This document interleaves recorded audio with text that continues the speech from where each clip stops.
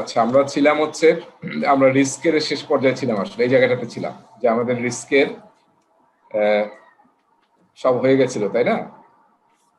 মানে আমাদের প্রথম হচ্ছে প্ল্যান রিস্ক ম্যানেজমেন্ট, তারপর ছিল আইডেন্টিফাই রিস্ক, তারপর কোয়ালিটেটিভ অ্যানালাইসিস, তারপর কোয়ান্টিটিভ অ্যানালাইসিস।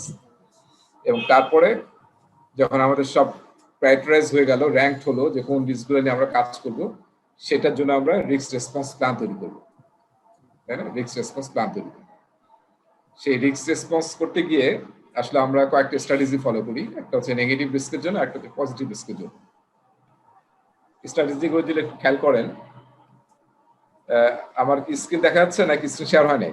না, স্ক্রিন শেয়ার হয়নি। ও আচ্ছা, আমি কথা বলে যাচ্ছি। স্ক্রিন শেয়ার হয়নি ভাইয়া। হ্যাঁ হ্যাঁ, সেটাই।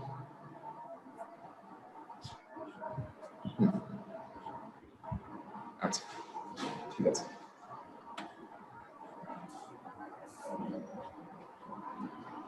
অলরাইট, তাহলে আমরা আসলে এখন যে স্টেজে আছি এটা হচ্ছে যে আমাদের সব রিস্ক র্যাঙ্কড হয়ে গেছে। এখন আসলে আমরা রিস্কগুলোকে ম্যানেজ করব, হ্যান্ডেল করব। সেটাকে বলা হয় প্ল্যান রিস্ক রেসপন্স। যে প্রসেসটা পিএমবকে আছে, প্ল্যান রিস্ক রেসপন্স। তো এটা করতে গিয়ে আমরা আসলে মেইন দুই ধরনের স্ট্র্যাটেজি নেব। একটা হচ্ছে মানে ব্রডলি নেগেটিভ রিস্কের জন্য আমরা এই 5টা স্ট্র্যাটেজি অ্যাপ্লাই করতে পারি। আর পরের স্লাইডে আছে পজিটিভ রিস্ক স্ট্র্যাটেজি। তো যদি আমরা স্ট্র্যাটেজিগুলো দেখি, হ্যাঁ, তাহলে দেখবো যে কাছাকাছি, যেমন স্কেলেট, আমরা স্কেলেট স্ট্র্যাটেজি নিতে পারি, অ্যাভয়েড করতে পারি, ট্রান্সফার করতে পারি, তারপর মিটিগেট করতে পারি, অ্যাকসেপ্ট করতে পারি। আর নেগেটিভ রিস্কের মধ্যে escalate, exploit, enhance, share, accept, এই স্ট্র্যাটেজিগুলো আমরা নিতে পারি। তো এটা বোঝার জন্য আসলে আমরা লেটস সি, আমি হ্যাঁ, আরিফ শোনা যাচ্ছে না? জি, আসসালামু আলাইকুম। ঠিক আছে। আচ্ছা, আমি দেখেন ইয়াতে চলে আসছি, একটা মানে হোয়াইট বোর্ড শেয়ার করছি আমার। হ্যাঁ, দেখা যাচ্ছে না? আচ্ছা, আমি একটা টেবিল ড্র করি।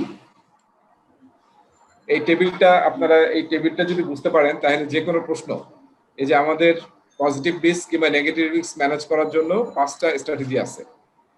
হ্যাঁ, সেই স্ট্র্যাটেজিগুলো থেকে অবশ্যই পরীক্ষায় 2টা থেকে 3টা প্রশ্ন আসবে। তো শুধু যদি এই টেবিলটা আপনি বুঝতে পারেন, তাহলে আপনি এই প্রশ্নগুলো আনসার করতে পারবেন। হ্যাঁ, সো আমি টেবিলটা ড্র করছি।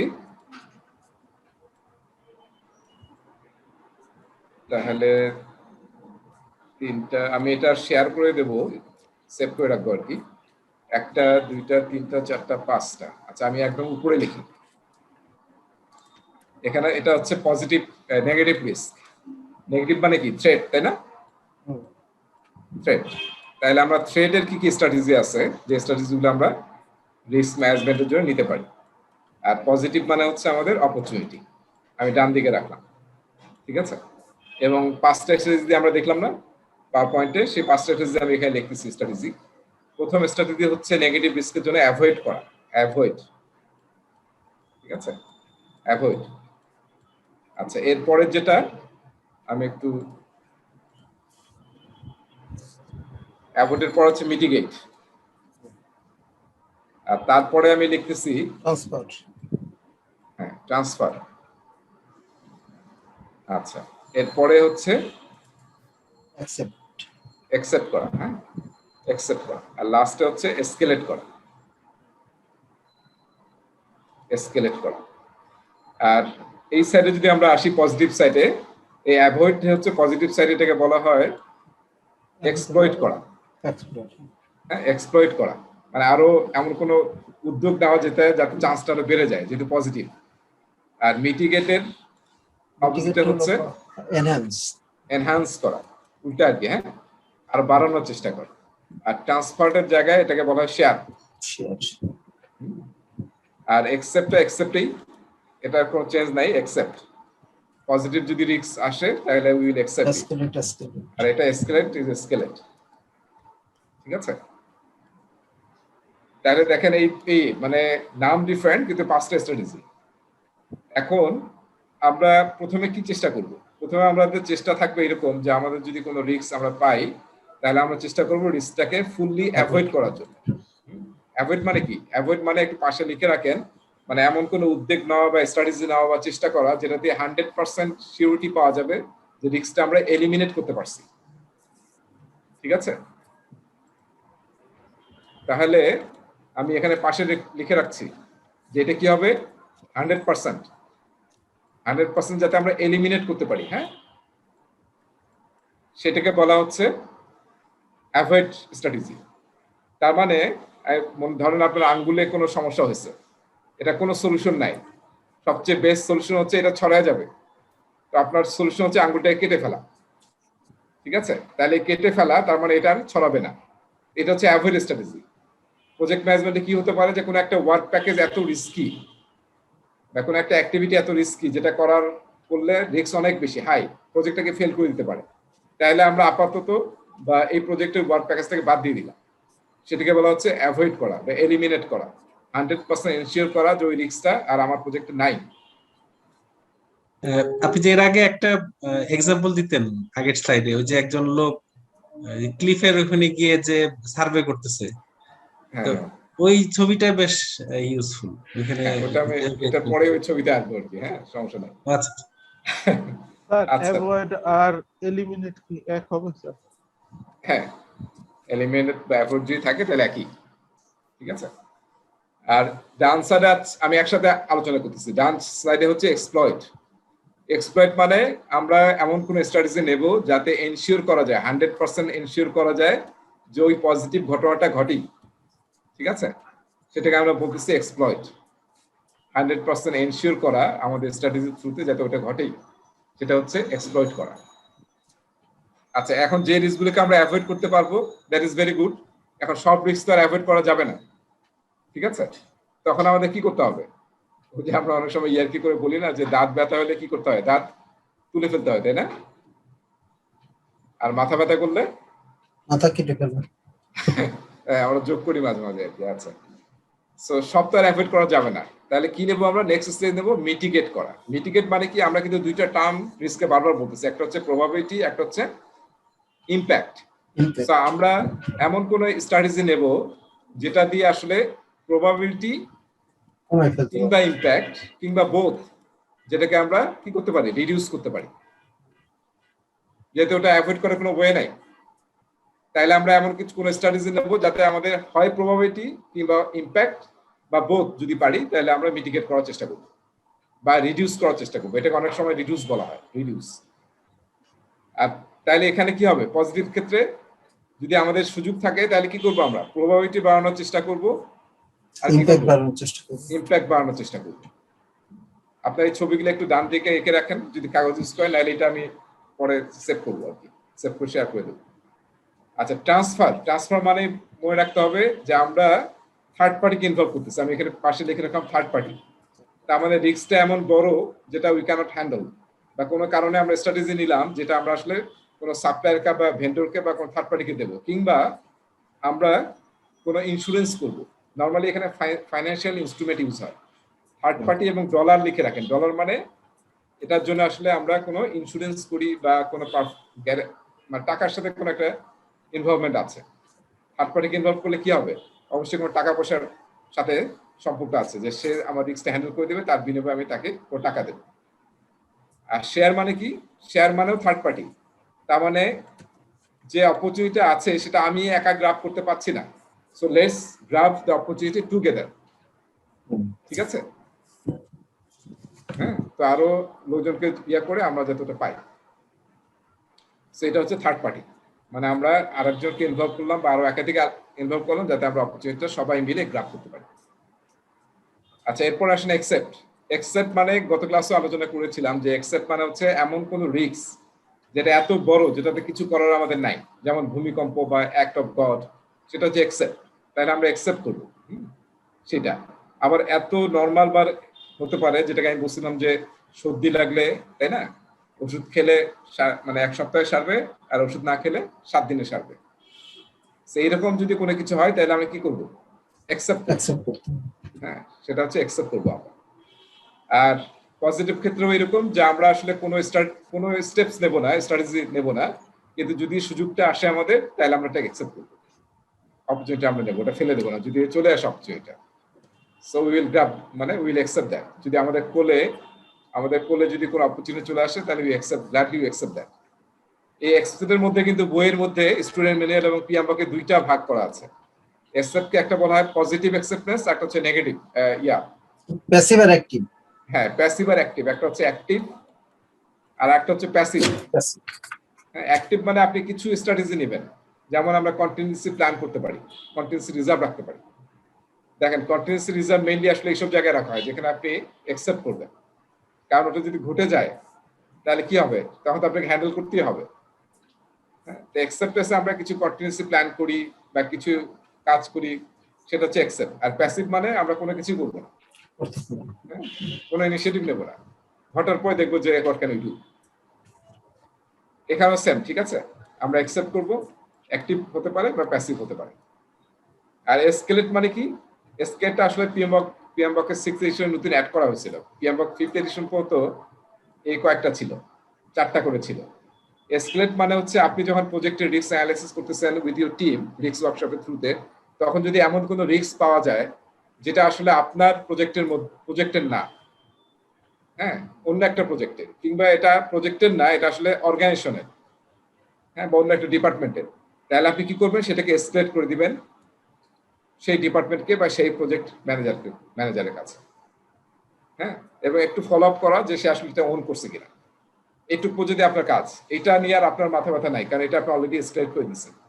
পজিটিভ ক্ষেত্রে সেম, আপনি যদি রিস্ক অ্যানালাইসিস করতে গিয়ে কোনো পজিটিভ অপরচুনিটি দেখেন যেটা আপনার প্রজেক্টের মধ্যে না, কিন্তু অন্য প্রজেক্টে কিংবা অন্য ডিপার্টমেন্টে কিংবা হোল অর্গানাইজেশনের, তাহলে আপনি সেই মানে রেলিভেন্ট স্টেক হোল্ডারকে আপনি জানিয়ে দেন, সেটা হচ্ছে এসকেলেট করা। ঠিক আছে? সেই হচ্ছে আমাদের পজিটিভ স্ট্র্যাটেজি এবং নেগেটিভ স্ট্র্যাটেজি। আপনার পরীক্ষার মধ্যে সিচুয়েশন দিবে, দিয়ে বলবে যে এটা এখানে কোন স্ট্র্যাটেজি অ্যাপ্লাই করা হয়েছে, মানে সলিউশনও দেওয়া থাকবে যে এরকম একটা সিচুয়েশনে প্রজেক্ট ম্যানেজার এই অপশন ইউজ করছে, তাহলে এটা কোন ধরনের ক্রাইটেরিয়া সে স্ট্র্যাটেজি সে ইউজ করেছে। সো প্রথমে মনে রাখতে হবে, যখন আপনি অপশনটা দেখবেন তখন আসলে দেখতে হবে এটা কি নেগেটিভ নাকি পজিটিভ। যদি পজিটিভ হয় তাহলে আপনার নামগুলো এই নাম এইভাবে চিন্তা করতে হবে যে এই 5টার মধ্যে একটা হবে, আর যদি নেগেটিভ হয় তখন আপনাকে এই 5টার মধ্যে একটা হবে। ঠিক আছে, কারণ নামগুলো একটু ডিফারেন্ট আছে কিন্তু। হ্যাঁ, আর এক নম্বর প্রশ্ন এটা। আরেকটা প্রশ্ন এরকম হতে পারে যে আপনাকে সিচুয়েশন দিয়ে বলবে এখানে আসলে কোনটা বেস্ট অপশন, কোনটা বেস্ট স্ট্র্যাটেজি ইউজ করার। আপনাকে আসলে সিচুয়েশন বুঝে সেই বলতে হবে যে কোন স্ট্র্যাটেজি আপনি এখানে ইউজ করতে পারেন। আর 3 নম্বর মাল্টিপল রেসপন্স প্রশ্ন আসতে পারে যে আমরা থ্রেড নিয়ে কাজ করতেছি, তাহলে এখানে নিচে যে 5টা বা 6টা স্ট্র্যাটেজি দেওয়া আছে এর মধ্যে কোন 3টা থ্রেটের বা নেগেটিভ রিস্কের স্ট্র্যাটেজি। তখন হয়তো দেখবেন যে 5টার সাথে বা এখানে 3টা দিবে, এখানকারও 3টা অ্যাড করে দিবে। তা আপনি যদি মিটিগেটকে এনহান্স দিয়ে দেন তাহলে তো ভুল হয়ে যাবে, যদিও দুইটাই রিস্ক স্ট্র্যাটেজি, কিন্তু একটা পজিটিভের জন্য একটা নেগেটিভের জন্য। সো এটা মাল্টিপল রেসপন্স টাইপ প্রশ্ন একটা আসতে পারে। আর আরেকটা হতে পারে কি ড্র্যাগ এন্ড ড্রপ, তার মানে বাম দিকে সিচুয়েশন দেওয়া থাকবে, আপনাকে বলতে হবে এটা কি অ্যাভয়েড নাকি ট্রান্সফার, আপনাকে টেনে বলতে হবে ট্রান্সফার, অ্যাকসেপ্ট, এসকেলেট, এক্সপ্লয়েট, ঠিক আছে? তাহলে কিন্তু আপনার ড্র্যাগ এন্ড ড্রপও আসতে পারে পরীক্ষায়। Enhance, share, accept, escalate. একই রেজা ভাই, আসলে কিছু কোশ্চেন থাকে যে ওই যে যেমন এই ক্ষেত্রে মানে নিজের মতামত দেওয়ার জন্য হুইজ দ্য বেস্ট চয়েস, এই চয়েস গুলো কিন্তু সাধারণত ভ্যারি করে। যে এটা যেমন যদি ব্রড কোশ্চেন হতো তাহলে যেটা যে উত্তরই লেখুক না কেন সেটা যদি তার পিছনে জাস্টিফিকেশন দিয়ে দেবে তাহলে কিন্তু উত্তর কারেক্ট, তাই না? হ্যাঁ হ্যাঁ হ্যাঁ। কিন্তু এইখানে তো আসলে একই উত্তর তো আসলে ওই এটা তো আসলে ডিপেন্ড করে, দেখা গেল যে একই জিনিসগুলো সে মিটিগেট এবং অ্যাভয়েড এই দুটোর ভিতরে কিন্তু ই করতে পারে। হ্যাঁ, এটা আসলে এটা আমরা যে মানে বুঝতেছি, মানে আমি যে কথাগুলো বললাম এই টেবিলে, এটা মাথায় রাখলেই এবং এটার উপর বেস করে যদি কিছু কোশ্চেন সলভ করেন তাহলে আপনি কনফিডেন্সটা গ্রো হবে আর কি। ঠিক আছে, তাহলে কোনো মিস হবে না, নাহলে কিন্তু খুবই মানে কনফিউজিং আর কি। হ্যাঁ, বেশ কনফিউজিং কিন্তু। আচ্ছা, আমি এখানে যে ড্র করতেছি সেটা হচ্ছে যে আমরা মানে এই যে এরকম যদি ড্র করি যে একটা মানুষ সে আসলে পাহাড়ের গেছে সার্ভে করার জন্য। সো পাহাড়ের ক্লিপে দাঁড়ায় সে সার্ভে করতেছে, যেটা খুব রিস্কি। যদি সে পড়ে যায় তাহলে ইনজুর্ড হতে পারে এবং লাইফ ক্রাইসিসে হতে পারে, লাইফ ক্রিটিক্যাল একটা সিচুয়েশন। তো সে আসলে অনেকগুলো স্ট্র্যাটেজি ইউজ করতে পারে। তো একটা স্ট্র্যাটেজি আমি এখানে দেখাচ্ছি এরকম, যে এই নিচে দেখা গেলো যে নেট দেওয়া আছে। হ্যাঁ, আমি একটা ড্র করি, তারপর আসলে আপনার জিজ্ঞাসা করবো নেট আছে নিচে। আর আরেকটা আমরা দেখতেছি এরকম অপশন, যে একটা মানুষ এইভাবে আছে এবং সে স্ট্র্যাটেজি নিচ্ছে এরকম।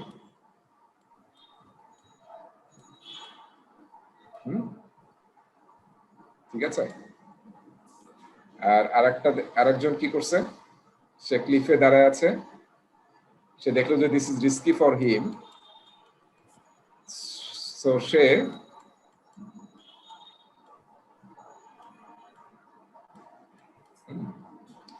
ডলার। ঠিক আছে। আর আরেকজন পার্সন আছে যে আসলে এরকম, ছবিটা যদি আমি এরকম ড্র করি, হ্যাঁ, সে আসলে ক্লিফের সাইডে যাবেই না, সে এখান থেকে চলে যাবে। সো প্রথমটা হচ্ছে দেখেন নিচে নেট রাখছে, আমি আসলে যদি পড়ে যাই তাহলে যাতে আমি কি হয়, ইনজুরি কম হয়। আর এটা কি, তাহলে কোনটা কোন স্ট্র্যাটেজি? সবগুলো নেগেটিভ, তাই না? থ্রেট। তাহলে কোনটা কোন স্ট্র্যাটেজি একটু দেখেন তো। এই স্ট্র্যাটেজি কি স্ট্র্যাটেজি? এটা কি মিটিগেট হবে না? মিটিগেট করলে এটা মিটিগেট, এই যে এটা নেটটা দিয়ে। হ্যাঁ, নেটটা দিয়ে মিটিগেট করছি, তাই না? যাতে হ্যাঁ। যদি পড়েও যায় যাতে ইমপ্যাক্টটা কম হয়। তাহলে আমি ইমপ্যাক্টটা রিডিউস করার চেষ্টা করছি, তাহলে এটা হবে মিটিগেট। এটা কি? এটা তো পুরোটাই এটা হচ্ছে অ্যাকসেপ্ট না, এটা তো অ্যাভয়েড করতে হবে এটা নাকি? হ্যাঁ, দেখেন এটা কি হবে। এটা বলতে যে ঠিক আছে, আমি কোনো মানে আই ডোন্ট কেয়ার, যদি পড়ে যায় পড়ে গেলাম, হ্যাঁ, হ্যাঁ, তখন দেখবো কি হয়। অ্যাকসেপ্ট করছে এটা। অ্যাকসেপ্ট হ্যাঁ, অ্যাকসেপ্ট। আর এটা কি? এটা হচ্ছে ট্রান্সফার ভাইয়া। হ্যাঁ, থার্ড পার্টি কিনভার করছি, ডলার ইজ ইনভলভড। হ্যাঁ, হ্যাঁ হ্যাঁ, যেটা আমরা প্রজেক্টে ইন্স্যুরেন্স করি, পারফরম্যান্স গ্যারান্টি করি, ব্যাংক গ্যারান্টি নেই, এসব হচ্ছে ট্রান্সফার। জি। আর এটা হচ্ছে অ্যাভয়েড। শামসুজ্জামান ভাই কি বুঝতেছেন? হ্যাঁ, এটা কি হবে? আমি পাহাড়ের ক্লিফেই যাব না, এত দূরে আমি যাবই না, আমি আসলে অ্যাভয়েড করতেছি এই কাজটা, মানে আমি করবই না। তাহলে এটা হচ্ছে অ্যাভয়েড করা, আমি ওখান থেকে চলেই যাচ্ছি। ঠিক আছে। সো দেখেন এই যে এরকম, মানে এটা একটা সুন্দর ছবি যেটা আসলে হেড ফার্স্টের বই আছে, সেখান থেকে নেওয়া। তো এই ছবিটা যদি মাথায় থাকে তাহলে আপনি ইজিলি মানে আনসার কারেক্ট করতে পারবেন। ঠিক আছে। সো এইটাই আসলে আমাদের আলোচনা ছিল, যে আমরা কিভাবে স্ট্র্যাটেজি নিতে পারি। এবং পরীক্ষায় এই যে এই দুইটা স্লাইড থেকে পজিটিভ রিস্ক এবং নেগেটিভ রিস্ক, পরীক্ষায় অবশ্যই মানে 3টা বা 4টা প্রশ্ন আসবে। আচ্ছা, কন্টিনজেন্সি প্ল্যান হচ্ছে যে আমরা যে রিস্কগুলোকে অ্যাকসেপ্ট করলাম, তাই না? আমরা যদি ঘটে তাহলে কি আমাদের ইনিশিয়েটিভ নিতে হবে, কাজ করতে হবে, টাকা লাগবে আমাদের সেটাকে হ্যান্ডেল করার জন্য। তো সেই রিস্কগুলোকে হ্যান্ডেল করার জন্য আমরা কি করব? কন্টিনজেন্সি প্ল্যান করব। যদি ঘটে রিস্কগুলো, তাহলে আমরা কিভাবে হ্যান্ডেল করব, সেটা হচ্ছে কন্টিনজেন্সি প্ল্যান। আর কিছু রিস্কের কন্টিনজেন্সি প্ল্যান করা হয়, এর মধ্যে আবার কিছু রিস্ক আছে যেগুলো আরো খুব হাই ইম্প্যাক্টেড রিস্ক, যদি ঘটে অনেক বেশি ইম্প্যাক্ট হবে। সেখানে আমরা কি করি? কন্টিনজেন্সি প্ল্যান যদি হয় প্ল্যান এ, ঠিক আছে, এটা যদি হয় প্ল্যান এ, তাহলে আমরা কি করি? হাই ইম্প্যাক্টফুল যেগুলো রিস্ক আছে তার এগেইনস্টে আমরা ফল ব্যাক প্ল্যান তৈরি করি, যেটাকে বলা হচ্ছে প্ল্যান বি। তার মানে কি আসলে? ম্যানেজমেন্ট রিজার্ভ রাখতে হবে এটা কিছু। তার মানে কোনো একটা রিস্ক ঘটে গেছে, কন্টিনজেন্সি প্ল্যান যদি সাপোর্ট না করে, দ্যাট ইজ প্ল্যান এ, তাহলে আমরা কি করব? অবশ্যই আগে থেকে একটা প্ল্যান তৈরি করে রাখা দরকার, যদি এটা ফেল করে তাহলে যাতে আমরা ইমিডিয়েটলি নেক্সট প্ল্যানটাতে যেতে পারি, সেটা হচ্ছে প্ল্যান বি, সেটা হচ্ছে ফলব্যাক প্ল্যান, সেকেন্ডারি প্ল্যান যেটা ফলব্যাক, সেকেন্ডারি প্ল্যান আমরা অবশ্যই প্ল্যান বি বলি। সো এটা কিন্তু খুব ইম্পর্টেন্ট। এটা কিন্তু সবগুলোর জন্য করা হয় না, যে প্রতিটা রিস্কের জন্য আপনি কন্টিনজেন্সি প্ল্যান করবেন আবার ফলব্যাক প্ল্যানে করবে, এটা না। মেইনলি আসলে মেজর যেগুলা, হাই ইম্প্যাক্টফুল এরকম হয়তো 5-6টা হবে, সেগুলো আপনি ফল ব্যাক প্ল্যান তৈরি করবেন। এটা কিন্তু একটা বড় ইম্পর্টেন্ট কনসেপ্ট। সবগুলা রিস্ক যেগুলো আপনি আপনি চিন্তা করছেন যে কন্টিনজেন্সি প্ল্যান করতে হবে, সেই সবগুলোর জন্য আবার ফল ব্যাক প্ল্যান করবে এরকম না। মেনলি যেগুলো খুব বেশি ইম্প্যাক্টফুল সেগুলো আপনি আসলে প্ল্যান বিও রেডি রাখবেন, ঠিক আছে? আর এর সাথে আরেকটা টার্ম আমাদের জানা দরকার, সেটা হচ্ছে ওয়ার্ক অ্যারাউন্ড, তাই না? আলোচনা করছিলাম মনে হয়। ওয়ার্ক অ্যারাউন্ড মানে কি? এটাও কিন্তু আমরা খুবই ইউজ করি, ওয়ার্ক অ্যারাউন্ড। আর আরেকটা হচ্ছে roll back plan. Roll back, এটা আইটিতে খুব ইউজ হয়, roll back plan. Work around মানে হচ্ছে যে ধরেন কোন একটা ফেল করছে, হ্যাঁ, কোন একটা সিস্টেম বা কোন একটা কম্পোনেন্ট বা কোন একটা সার্ভিস ফেল করছে, তাহলে এটা তো রিস্টোর করতে আবার সময় লাগবে। আমরা কি সব হোল্ড করে রাখবো? না, ওই সময় আসলে কোনো কিছু দিয়ে আমরা ওটাকে সাপোর্ট দেবো, ওয়ার্ক অ্যারাউন্ড কোন একটা ব্যবস্থা করবো, মানে আপাতত তাৎক্ষণিকভাবে যদি কোনো একটা সাপোর্ট দিতে পারি। যেমন অনেক সময় ব্যাংকে গিয়ে দেখা যায় যে এই যে আমার রিসেন্টলি হয়েছে যে সার্ভার ডাউন, ফলে ব্যাংক অ্যাকাউন্ট ট্রানজাকশন করা যাচ্ছে না। তখন আমরা কি করতে পারি, যে এত লোকজন কাস্টমার দাঁড়ায় আছে, তাইলে আমরা এক্সেল ওটা ইনপুট নিয়ে নিলাম, পরে যখন আসবে তখন আমরা এক্সেলটা আপ করে আবার সিস্টেমের সাথে সিঙ্ক করে ফেলবো। সেটা হচ্ছে work around. Roll back plan এটা খুব ইউজ হয় স্পেশালি আইটিতে। তার মানে হচ্ছে আমরা যখন কোনো একটা ইমপ্লিমেন্টেশনে গেছি, যদি কোনো কারণে ইমপ্লিমেন্টেশনটা ফেল করে, যাতে আমরা আগের অবস্থায় ফিরে আসতে পারি। আগের অবস্থায় ব্যাক করা। হ্যাঁ, মিনিমাম আগের অবস্থায় যাতে আমরা ব্যাক করতে পারি, সেইটা এনশিওর করেই আমাদের আসলে কি মানে ইমপ্লিমেন্টেশনে যেতে হবে। এটা অনেক জায়গায় মানে যারা মানে ম্যাচুর অর্গানাইজেশন, তাদের আসলে যখনই কোনো ইমপ্লিমেন্টেশন হয়, সেটা ছোট হোক বড় হোক, কোনো কিছু যখন ডাউন করা হয়, তখন অবশ্যই রোল ব্যাক প্ল্যান ম্যান্ডেটরি। হ্যাঁ, তাছাড়া কিন্তু পারমিশন পাবেন না আপনি। এটা মানে এটা অনেক আমারও হয়েছে, মানে আমরা একদম সারা রাত ধরে এমন হয়েছিল একটা প্রজেক্টে, আমার মনে হয় প্রায় 48 আওয়ার্সের মতো আমাকে জেগে থাকতে হয়েছে এবং অফিসে থাকতে হয়েছে, কোনো ঘুম নাই, পুরো পাগল অবস্থা। এবং সেই প্রজেক্টটা মানে রাতে আমরা ইমপ্লিমেন্ট করতেছি, সারা রাত কাজ হচ্ছে, সকাল 9টার দিকে দেখা গেল যে প্রজেক্টটা ফেল, মানে ইমপ্লিমেন্ট হচ্ছে না। So immediately we have to roll back, কারণ পুরো কাস্টমার বেস ইজ ইম্প্যাক্টেড। তা আমরা কিন্তু রোল ব্যাক প্রজেক্ট করছি। ছিল এটা? হ্যাঁ আইটি প্রজেক্ট ছিল? হ্যাঁ, আইটি প্রজেক্ট ছিল। সো অলমোস্ট 40 আওয়ার্স অফিসে উইদাউট এনি স্লিপ এনিথিং, এবং আমরা আবার ব্যাক করছি, এবং তারপর বোধহয় 1 সপ্তাহ পরে আবার আমরা গেছি ওই অপারেশনটাকে সাকসেসফুল করার জন্য। সো এটা হচ্ছে রোল ব্যাক প্ল্যান। টেলিকমেও আমরা তাই করি, আমাদের যে কোনো অপারেশন কিন্তু আমরা রাতের বেলা করি, সবাই যখন ঘুমায় থাকে। আমাদের একটা মেইনটেনেন্স উইন্ডো আছে 2টা থেকে 4টা রাতের বেলা। তো আমাদের নরমালি প্ল্যান থাকে যে 2টা থেকে 4টার মধ্যে কাজটা করার চেষ্টা করি, যদি কোনো কারণে না করা যায় তাহলে 4টার পরে আবার আমরা যদি ফেল করি তাহলে 4টার পরে আবার রোল ব্যাক করি, করে আগের রাইট, ঠিক আছে। অবস্থা চলে এটা যায়। এটা হলো যে আবার পরে আবার মেজর অ্যাটেন্ড ভাই, করা হয়, যাতে সকালবেলা মানুষ বলো। 84 85 এর দিকে যখন ডিজিটাল এক্সচেঞ্জ বসে, আমরা তো চাকরিতে ঢুকে, আমার পোস্টিং ছিল এনডব্লিউ এক্সচেঞ্জে, তখন ওই ডিজিটাল এক্সচেঞ্জ। তাহলে এই যে টেলিকমের যেটা বললো, আমরা এই যে অফিস ডাটাগুলো যেগুলো নতুন আপডেট করা লাগতো, রাত্রে করতে যে দেখা গেল যে বললাম সবকিছু কল টেস্ট করে দিতে, কল টেস্ট ফেল, বা রুট ডাটা দিলাম, দেখা যায় হয় নাই, তখন আবার কি করা, আবার ঠিক আছে সেই আবার আগের ফাইল দিয়ে সেটা আপডেট করে পরের দিন জাপানে কথাবার্তা বলে আবার ওইটাকে কি করলাম, ওদের সাথে কথা বলে নেক্সট আবার করতে হতো আর কি। এটা কিন্তু এই মানে যারা বেশ করে এই কাজ করে তাদের এটা কম বেশি সবারই এই অভিজ্ঞতাটা আছে। অভিজ্ঞতা আছে আর কি। হ্যাঁ, ঠিক আছে, ওকে। তাহলে লাস্টের স্লাইড এটা, implement guidelines to determine and implement risk response. তার মানে আমাদের কিন্তু একটা প্রসেস আছে পিএমবকে, নাম হচ্ছে ইমপ্লিমেন্ট রিস্ক রেসপন্স। হ্যাঁ, সো তার মানে যদি রিস্ক গুলো ঘটে যায়, তাহলে আমরা আসলে যে স্ট্র্যাটেজি গুলো নিচ্ছি সেই অনুযায়ী আমরা ইমপ্লিমেন্ট করবো, ঠিক আছে?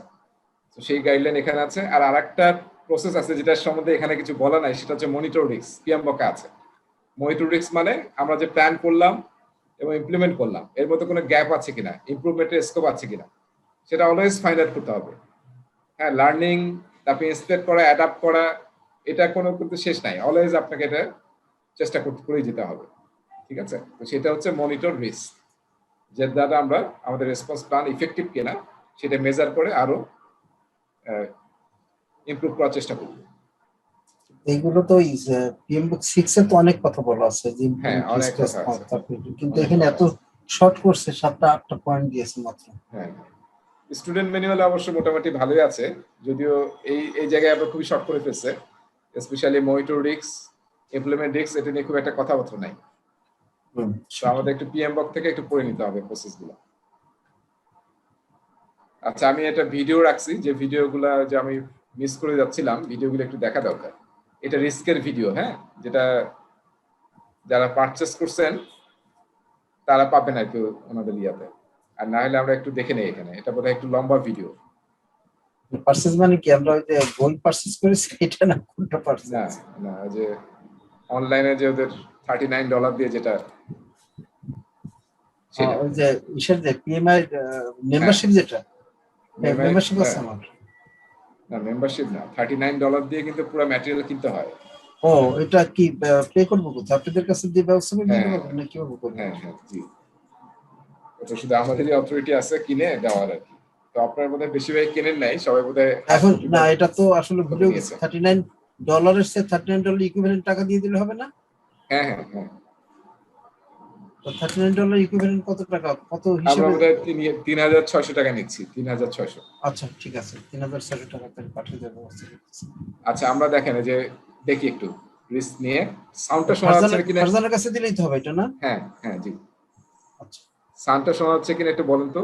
Welcome to the Project Management Institute. শোনা হ্যাঁ যাচ্ছে শোনা sound? শুনতে পাচ্ছি। জি। জি,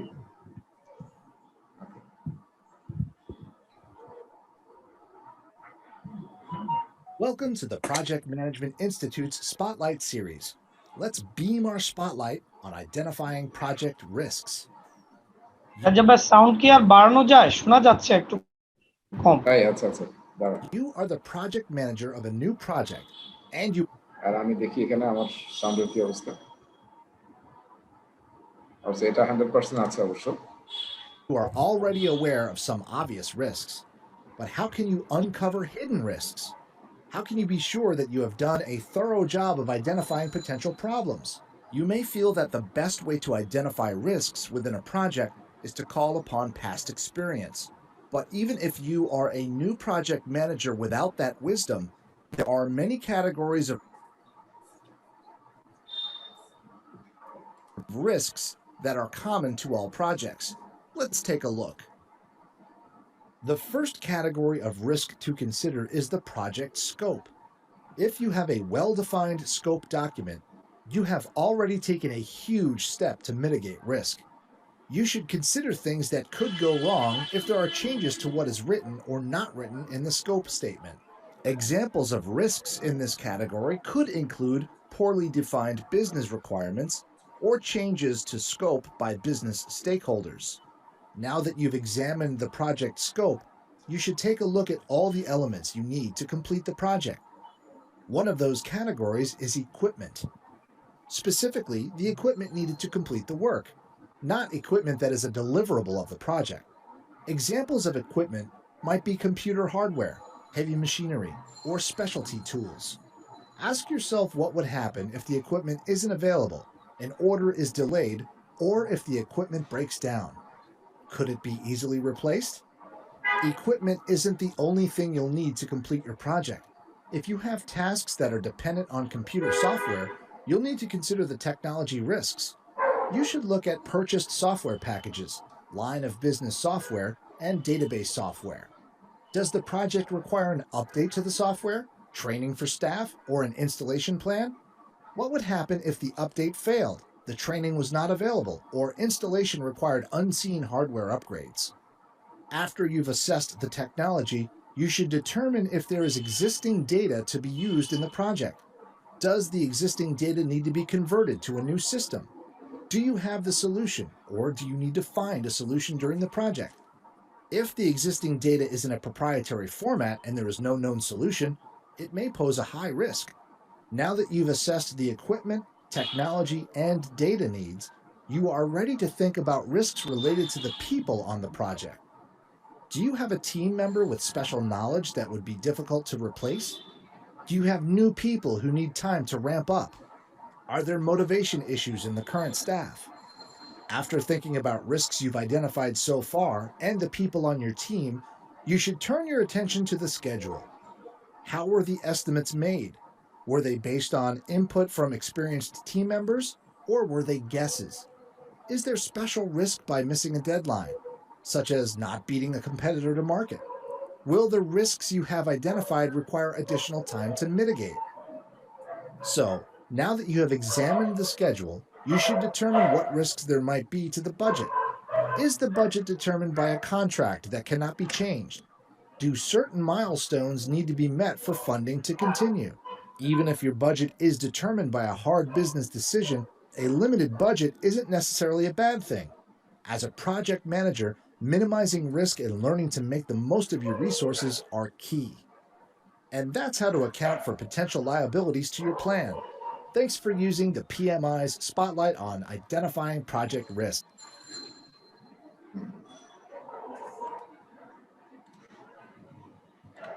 ঠিক আছে, বেশ লম্বা ভিডিও ছিল রিস্ক নিয়ে। ভালো ছিল ভিডিওটা। আমি মনে হয় সব ভিডিওগুলো দেখবো, যদি কোনো মিস হয়ে যায় আমি সেটা আবার ইয়া করবো আর কি। বেশ ইম্পর্টেন্ট ভিডিও আছে। আচ্ছা ঠিক আছে, আমরা তাহলে এখন নতুন চ্যাপ্টার শুরু করবো। আমরা নতুন চ্যাপ্টারে যাচ্ছি, আমি স্ক্রিন শেয়ার করছি আবার। আমরা এখন যে চ্যাপ্টারটাতে যাব, এই চ্যাপ্টারটা আসলে পিএম বক্ষ ওইভাবে কখনো ছিল না। Execute project to deliver business value. Execute project to deliver business value. So আমরা কিন্তু শুরু থেকে পড়ছি, পিএম বকের প্রথম চ্যাপ্টারে বিজনেস ভ্যালু নিয়ে কথা ছিল, এবং আমাদের টার্গেট কি প্রজেক্টের বিজনেস ভ্যালু তৈরি করা, তাই না? এবং আমরা অ্যাজাইল, এটা কিন্তু আসলে মেইনলি কনসেপ্ট অ্যাজাইল থেকে আসছে। অ্যাজাইলে আমরা আসলে ভ্যালু, সবকিছু ভ্যালু ড্রিভেন, ভ্যালু ওরিয়েন্টেড। এবং আরেকটা শুধু ভ্যালু হলেই হবে না, আমরা আসলে চাই কত quickly we can deliver value. এই জন্য আমরা ইটারেশন, ইনক্রিমেন্টাল এসবের আলোচনা কিন্তু করছি আগে। সো এই চ্যাপ্টারে কিন্তু ওই ব্যাপারগুলোই আমরা আলোচনা করব, ফলে খুব একটা সময় লাগবে না, কারণ এই টপিকগুলো সবগুলো আমাদের মোটামুটি জানা আছে। সো প্রথম যে স্লাইডটা আমরা দেখতেছি, assess opportunities to deliver value incrementally, enablers, এই চ্যাপ্টারের জন্য। Assess opportunities to deliver value incrementally, এটা খুব ইম্পর্টেন্ট, তাই না? আমরা ট্রেডিশনাল প্রজেক্ট ম্যানেজমেন্টে মানে অনেকদিন পরে গিয়ে আমরা ভ্যালু ডেলিভারি দিতাম, সেটা আর এখন চলবে না। এখন মার্কেটে যে ডাইনামিক্স, আপনাকে ইনক্রিমেন্টালি, ইটারেটিভলি এবং incrementally you have to deliver. Examine the business value throughout the project. শুরুতে শুধু বিজনেস ভ্যালু চেক করলাম, আবার লাস্টে এরকম হবে না, কিন্তু থ্রু আউট দ্য প্রজেক্ট দেখতে হবে। এবং আমরা এই কথাটা বলছিলাম শুরুর দিকে, যে বিজনেস ভ্যালু যদি দেখি যে নাই বা ওটা অবসলিউট হয়ে গেছে, তাহলে কিন্তু আমরা প্রজেক্ট ওই সময় we can also stop the project. এবং মার্কেটের ডাইনামিক্স অনুযায়ী আমাদেরকে কিন্তু আমাদের প্রোডাক্ট ব্যাকলগ, আমাদের ডেলিভারি, ইনক্রিমেন্ট চেঞ্জ করতে হবে। Support the team to subdivide task to find the minimum viable product. আমরা করছি না এমভিপি, মনে আছে অ্যাজাইলে যখন আমরা কথা বলছিলাম মিনিমাম ভায়াবল প্রোডাক্ট? তো সেইটা আসলে ডিটেলটা এখানে আছে, মানে স্টুডেন্ট ম্যানুয়ালে এখানে আছে আর কি। Measuring ongoing project progress based on methodology. মানে আমরা যদি ট্রেডিশনাল প্রজেক্ট ফলো করি বা অ্যাজাইল ফলো করি, তাহলে আসলে আমরা প্রজেক্ট মেজার করতে হবে, প্রোগ্রেস মেজার করতে হবে, ঠিক ম্যাট্রিক্স ইউজ করে। Collect and analyse data to make informed project decisions. এইখানকার সব কথাবার্তা কিন্তু খেয়াল করছেন, সব কিন্তু অ্যাজাইলের ভ্যালুজ এবং প্রিন্সিপালের সাথে কানেক্টেড, তাই না? ইনফর্মড প্রজেক্ট ডিসিশন নিতে হবে আমাদেরকে। এই জন্য আমরা কি করব, শর্টার সাইকেলে ইটারেশনের টাইম বক্সের মধ্যে আমরা ডেলিভারি তৈরি করব, ফিডব্যাক নেব, আবার নেক্সট ইনক্রিমেন্টে যাব। এইভাবে আমরা কুইকলি মার্কেটে এবং বিজনেসের জন্য ভ্যালু ক্রিয়েট করার ট্রাই করব। This is the main goal of this topic. হ্যাঁ, আচ্ছা দেখেন, এটা খুব ইম্পর্টেন্ট। এই যে একটা মাইন্ডসেটের বিষয়, creating a culture of urgency, খুবই ইম্পর্টেন্ট। এটা যদি ল্যাগ হয় তাহলে তো আপনি কাজ করতে পারবেন না। আমরা অ্যাজাইলকে কি বলছিলাম মনে আছে তো, না? অ্যাজাইল ইজ এ মাইন্ডসেট, তাই না? এবং তার মধ্যে মাইন্ডসেটের মধ্যে যে ভ্যালু গুলো ছিল, প্রিন্সিপাল গুলো ছিল, সবগুলো কি, যে আমাদের মাইন্ডসেটকে চেঞ্জ করার জন্য। এবং যদি খেয়াল থাকে তাহলে দেখবেন যে সবগুলো ছিল আর্জেন্সি, কিভাবে কত কুইকলি আমরা বিজনেস ভ্যালু ক্রিয়েট করতে পারি ফর আওয়ার কাস্টমার্স, তাই না? ওখানে বলছিল উইদিন উইক বা কাপল অফ উইকস এর মধ্যে যাতে আমরা কাস্টমারের জন্য ভ্যালু ক্রিয়েট করতে পারি। 12টা প্রিন্সিপালের একটা, হ্যাঁ 12টা প্রিন্সিপালের মধ্যে একটা, এবং এটা 3 নম্বর প্রিন্সিপাল। আর আজকাল আরো কি বলা হচ্ছে, যে 3 নম্বর প্রিন্সিপাল কিন্তু এখন মার্কেটের সাথে রিলেভেন্ট না, 3 নম্বর প্রিন্সিপাল যেটা। কারণ কি, ওরা বলছে যে কাপল অফ উইকস থেকে কাপল অফ মান্থস। কিন্তু এখন যে অবস্থা, আপনি কি জানেন যে ফেসবুক বা অ্যামাজন বা গুগল মানে সেকেন্ডে কয়টা রিলিজ দেয়? হ্যাঁ, মানে আইটিতে অবস্থা বুঝতেছেন এরকম, যেন গুগল এমন প্ল্যাটফর্ম হয়ে গেছে যে আপনি মানে ওদেরকে মানে সেকেন্ডেই হয়তো কয়েকশো রিলিজ হচ্ছে।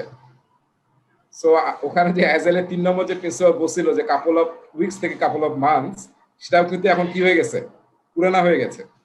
কারণ এখন টেকনোলজি এমন আগায় গেছে যে আপনি আসলে মানে সেকেন্ডে আপনার রিলিজ লাগতেছে।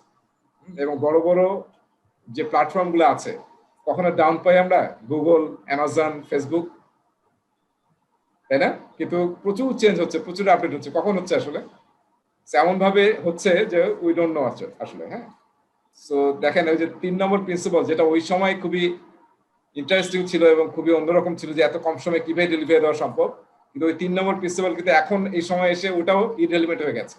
কারণ আরো ফ্রিকোয়েন্টলি আমরা ডেলিভারি দিচ্ছি, স্পেশালি আইটি প্রজেক্টস। সো ঠিক আছে, তাহলে আমাদের কালচার অফ আর্জেন্সি ক্রিয়েট করতে হবে। ঠিক আছে, এটা 1 নম্বর বিষয়। 2 নম্বর হচ্ছে এক্সামিনেশন অফ বিজনেস ভ্যালু। এটা নিয়ে আমরা পিএমবকের 1 নম্বর চ্যাপ্টারে আলোচনা করছি যে বিজনেস ভ্যালু, যেটা আসলে net quantifiable benefit derive from business endeavour, যেটা আমরা প্রজেক্টের থ্রুতে করি। এবং সেটা ট্যানজিবল হতে পারে, ইনট্যানজিবল হতে পারে এবং বোথ হতে পারে। এবং এই যে এক্সাম্পলগুলো আমরা দেখছিলাম, ফাইন্যান্সিয়াল, তারপরে আমাদের অর্গানাইজেশনের ভিতরের ইমপ্রুভমেন্ট, তারপরে নিউ কাস্টমার অ্যাকোয়ার করা, ফার্স্ট টু মার্কেট, তারপরে সোশ্যাল, টেকনোলজিক্যাল, এরকম বিভিন্ন বিজনেস ভ্যালু আমরা ক্রিয়েট করতে পারি। প্রোডাক্ট রোড ম্যাপ, এটি নিয়ে আমরা কথা বলছিলাম যে অ্যাজাইলে আমরা কি করি, প্রথমে প্রোডাক্ট ভিশন তৈরি করি, তাই না? তারপরে সেই ভিশনটাকে অ্যাচিভ করার জন্য রোড ম্যাপ তৈরি করি, যে কোন সময় আমরা কোন ফিচার বা প্রোডাক্টের কোন অংশ নিয়ে আমরা যাব, সেই রোড ম্যাপটা তৈরি করি আমরা। এবং সেই রোড ম্যাপটা আমরা ডেলিভারি দেওয়ার জন্য বিভিন্ন রিলিজ থাকে। একটা রোড ম্যাপের আন্ডারে অনেকগুলো রিলিজ থাকে, এবং এক একটা রিলিজের আন্ডারে কি থাকে, অনেকগুলো ইটারেশন থাকে। হ্যাঁ, এবং প্রতিটা ইটারেশনে আমরা মিনিমাল ভায়াবল প্রোডাক্ট ডেলিভারি দেওয়ার চেষ্টা করি। সেটা হচ্ছে প্রোডাক্ট রোড ম্যাপ। এই কথাগুলো আমরা আগেও আলোচনা করছি, শিডিউল চ্যাপ্টারে বা আগে অ্যাজাইল নিয়ে যখন আলোচনা করছি, রোড ম্যাপ নিয়ে আলোচনা করছি। রোড ম্যাপকে আসলে বিভিন্ন ভাবে প্রেজেন্ট করা হয় অ্যাজাইলে। এখানে একটা এক্সাম্পল দেওয়া হচ্ছে, দেখেন যে আমরা চাচ্ছি যে প্রথম রিলিজে, এই যে আমাদের রোড ম্যাপ, প্রথম release, first release, second release, third release, এবং এই যে হয়তো বিভিন্ন কোয়ার্টারে আমরা রিলিজ গুলো দেব। সো এখানে দেখেন এই যে আমরা যখন রিলিজ প্ল্যান করি, তখন কিন্তু কিছু কিছু ফিচার থাকে যেটা আসলে কি ব্যাকবোন, যেটা আপনাকে করতে হবে প্রথমে। এই যে এখানে প্রথম লেভেলে যে ফিচার গুলো আছে, এগুলো কি, এগুলো হচ্ছে সবই ব্যাকবোন।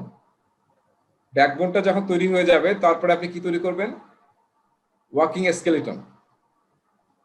বুঝতে পারছি, মানুষের ধরেন মেরুদণ্ড, তারপরে কি, তারপরে তো অন্যান্য মানে কঙ্কালটা, তাই না?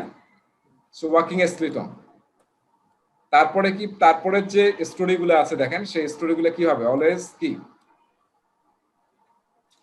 মানে প্রায়োরিটাইজ করা আছে, তাই না? উপরে যতগুলো আছে সেগুলো হচ্ছে টপ প্রায়োরিটাইজ করা। সো এই দুইটা তো প্রথমে ডেলিভারি দিতেই হবে। এখানে যে স্টোরি গুলো আছে, এর পরের লেভেলে আমরা এখন টপ বিজনেসের এবং ভ্যালু ক্রিয়েট করবে যেগুলা, সেই ওয়ার্ক আইটেম গুলো বা স্টোরি গুলো আমরা আগে ডেলিভারি দেবো, ফিচার গুলো। হ্যাঁ, ফার্স্ট রিলিজে আমরা সেই ফিচার গুলো ডেলিভারি দেবো, সেকেন্ড রিলিজে তারপরের ফিচার গুলো ডেলিভারি দেবো, আর থার্ড রিলিজে গিয়ে, এই যে থার্ড রিলিজে গিয়ে আমরা হ্যাঁ লাস্ট ফিচার গুলো ডেলিভারি দেবো, যেগুলো আসলে আরো, ওই যে আমাদের মনে আছে মাস্ট হ্যাভ। তাহলে মাস্ট হ্যাভ কোনটা, ব্যাকবোন। হ্যাঁ, ব্যাকবোন এবং ওয়ার্কিং স্কেলিটন, যেটা ছাড়া চলবেই না, এটা হচ্ছে আমাদের মাস্ট হ্যাভ। তারপরে আমরা আসবো হ্যাঁ শুড হ্যাভ, তারপরে কুড হ্যাভ, তারপরে লাস্টের স্টেজে আসবো আমরা। এইভাবে আসলে প্রোডাক্ট রোড ম্যাপটা তৈরি করা হয় বেসড অন বিজনেস। আমরা তো রিলিজটা শুরু হলো তাহলে এই যে লেস অপশন থেকে, তাহলে উপরের ব্যাকবোন আর ওয়ার্কিং স্কেলটন আমরা কি ডেলিভারি দিলাম? এগুলো তো ফার্স্ট রিলিজে আছে, যে এই যে দেখেন পুরোটাই ফার্স্ট রিলিজে আছে, ঠিক আছে? এই যে ডট ডট ডাকটা, আচ্ছা, ও ওই পর্যন্ত। হ্যাঁ, ওই দুটো না হলে তো আসলে ফার্স্ট রিলিজ দিতেই পারবেন না আপনি। হ্যাঁ, হয়তো মাস্ট হ্যাভ শুড হ্যাভ। ঠিক আছে। হ্যাঁ, তার মানে আমরা যদি বাড়ির সাথে এক্সাম্পল দেই, আপনার পাইলিং এবং ফাউন্ডেশন, আপনার ধরেন একটা প্রথম রিলিজ, ফার্স্ট রিলিজে একতলা বানাবেন, তাহলে ওই দুইটা ছাড়া তো আসলে একতলা বানানো সম্ভব না। সেকেন্ড রিলিজে হয়তো আমরা দোতলা দুইটা বানালাম, আর লাস্ট ইয়া থেকে আমরা আরো একতলা বানাবো, এরকম। So this is product roadmap. হ্যাঁ, আর এটা তো ইনক্রিমেন্টাল ডেলিভারি, এই ডায়াগ্রামটা তো এই যে বইয়ের ভিতর নাই আমার, এই যে না এটা বলতে না, স্লাইডে তাই যে আপনি হ্যাঁ দিয়ে দেবো আমি আসলে। আচ্ছা, ইনক্রিমেন্টাল ডেলিভারি এটা নিয়ে আর কথা বলার আছে। আমরা সবসময় ইনক্রিমেন্টাল এবং ইটারেটিভ ইউজ করবো, ঠিক আছে, অ্যাজ সুন অ্যাজ পসিবল আমরা যাতে ভ্যালু ডেলিভারি দিতে পারি। সো এটা তো অ্যাজাইলের অলওয়েজ আইডিয়া। হ্যাঁ, এখন আমরা এটা আমাদের নিজেদের যে কোনো প্রজেক্টে এখন এইভাবে ইউজ করতে হবে। ইনক্রিমেন্ট যদি আমরা তৈরি করি তাহলে কি হবে, সুনার, তাই না? জি হ্যাঁ, সুনার আমরা ডেলিভারি দিতে পারবো। Early and regular incremental release lead to higher customer value and increase market share, enables the customers to receive parts or elements of the product prior to the full product delivery। ঠিক আছে, এইসব আলোচনা আমরা আগে করছি। allow users and the business to consume the targeted value and provide feedback, very important, তাই না? এই যে যত দ্রুত ফিডব্যাক পাবেন তত প্রোডাক্টে এনহান্সমেন্ট হবে। ফিডব্যাক কি কথাগুলি আবার বসে, enable and adjustment to the direction, priorities and quality of the product। ঠিক আছে, conversation with the stakeholders is required to finding suitable increments। Stakeholder receive a usable product with expectation that additional features and revisions will come, তাই না? So এই কথাগুলো আমরা শুরু থেকে বলে আসতেছি। অ্যাজাইল আসলে আমাদেরকে এই জিনিসগুলোকে প্র্যাকটিস করতে বলতেছে, এবং এই সময় এসব না করলে হবেই না। মিনিমাল ভায়াবল প্রোডাক্ট নিয়ে আমরা আলোচনা করছি। The smallest collection of features that can be included in a product for customer to consider it functional. ঠিক আছে, লিন নিয়ে আমরা পড়াশোনা করছি। লিন মেথডে it can be refer to as bare bones. ঠিক আছে, যেটা না হলে হবেই না। Or no frills functionality. No frills মানে আননেসেসারি এক্সট্রা গোল্ড প্লেটিং, যেটা কোনো দরকার নাই, লাক্সারি এইসব না, যেটা একদম বেসিক, সেটাকে আমরা বলতেছি এমভিপি। ঠিক আছে, minimal viable product. So MVP আমাদের কি কি হেল্প করে আসলে? একটা হচ্ছে এমভিপি দিয়ে আমরা কিন্তু একটা ছোট ইনক্রিমেন্ট তৈরি করলাম এবং সেটা দিয়ে কি ফিডব্যাক পাবো। এবং অনেক সময় এমভিপি ইউজ করা হয় যে আমরা যেটা প্রোডাক্টটা নিয়ে মার্কেটে যাব সেটার একটা প্রোটোটাইপ তৈরি করা এমভিপি থ্রুতে। হ্যাঁ, এবং সেটার ফিডব্যাক নেওয়া, স্টেকহোল্ডারদেরকে দেখানো, কাস্টমারকে দেখানো, তারপরে আসলে আমরা মেইন ডেভেলপমেন্টে যাই। So an MVP allows all stakeholders to see and experience some form of project outcomes. তো এমভিপি আসলে কিন্তু আমরা অনেক আগে থেকে কিন্তু আছে কিন্তু মার্কেটে, তাই না? আমরা স্যাম্পল বলতাম, প্রোটোটাইপ বলতাম, কিংবা পিওসি বলতাম। পিওসি, প্রুফ অফ কনসেপ্ট, বিভিন্ন ফর্মে কিন্তু নামটা ছিল। আর অ্যাজাইল যেটাকে পপুলারাইজ করছে সেটা হচ্ছে MVP, a tangible output, right?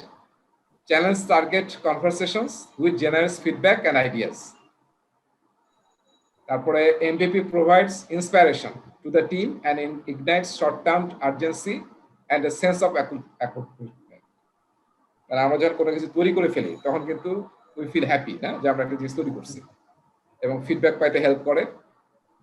এবং আমাদের আসলে যে এটাকে আরেকটা টার্মও অনেক সময় ইউজ করা হয়, এক্সপ্লোরেটরি লাইফ সাইকেল বা এক্সপ্লোরেটরি আইডিয়াস, যে আমাদের আসলে আইডিয়াটা ঠিক আছে কিনা সেটা আমরা ভেরিফাই করতেছি এমভিপি থ্রুতে।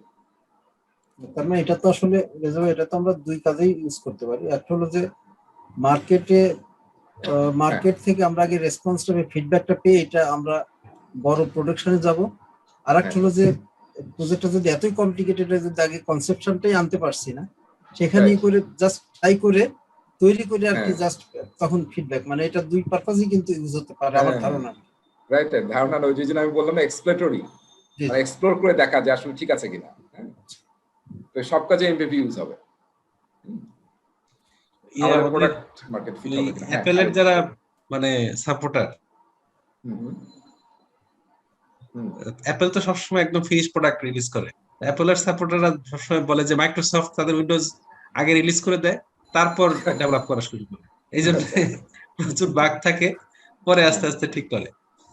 এমভিপি দিয়ে শুরু করে আর কি, প্রথমে এমভিপি দিয়ে শুরু করে, তারপরে আস্তে আস্তে ঠিক করে। না, ওইটা বোধহয় আগে ছিল, এখন কিন্তু অনেক এখন ম্যাচিউরড হয়ে গেছে, এখন আর কোনো প্রবলেম নেই। অনেক স্ট্রাগল করছে, সবাই গালাগালি করছে, আর স্টিভ জবস থাকা অবস্থায় তো প্রতিটা প্রেজেন্টেশন পৌঁছাইতো আর কি। হ্যাঁ, সেটাই। আমার মনে আছে একটা প্রেজেন্টেশন ছিল ইয়া নিয়ে। না, আসলে ওই যে ওরা গত 10-25 বছর যাবত ডেভেলপ করতে করতে এমভিপি দিতে দিতে এখন স্টেবল হয়েছে আর কি। হ্যাঁ, মানে একটা প্রেজেন্টেশন ছিল ওই যে ইয়া আছে না, ওটা আমি ভুলে গেছি, ম্যাকে যে একটা ভিডিও চলে যায়, ওটার নাম কি ভিডিও রান করার জন্য কুইক প্রোগ্রামটা? Time, quick quick quick quick time. Time. হ্যাঁ, কুইক টাইমে এইটার যখন প্রেজেন্টেশন দেয় স্টিভ জবস, তখন লাস্টে যাওয়ার সময় মানে যখন সে স্টেজ থেকে চলে যাবে, মানে এমন ভাবে সে অভিনয়টা করছে, স্টেজ থেকে চলে যাচ্ছে, হঠাৎ ব্যাক করে বলতেছে there is a good news, যে কুইক টাইম কিন্তু উইন্ডোজেও চলবে।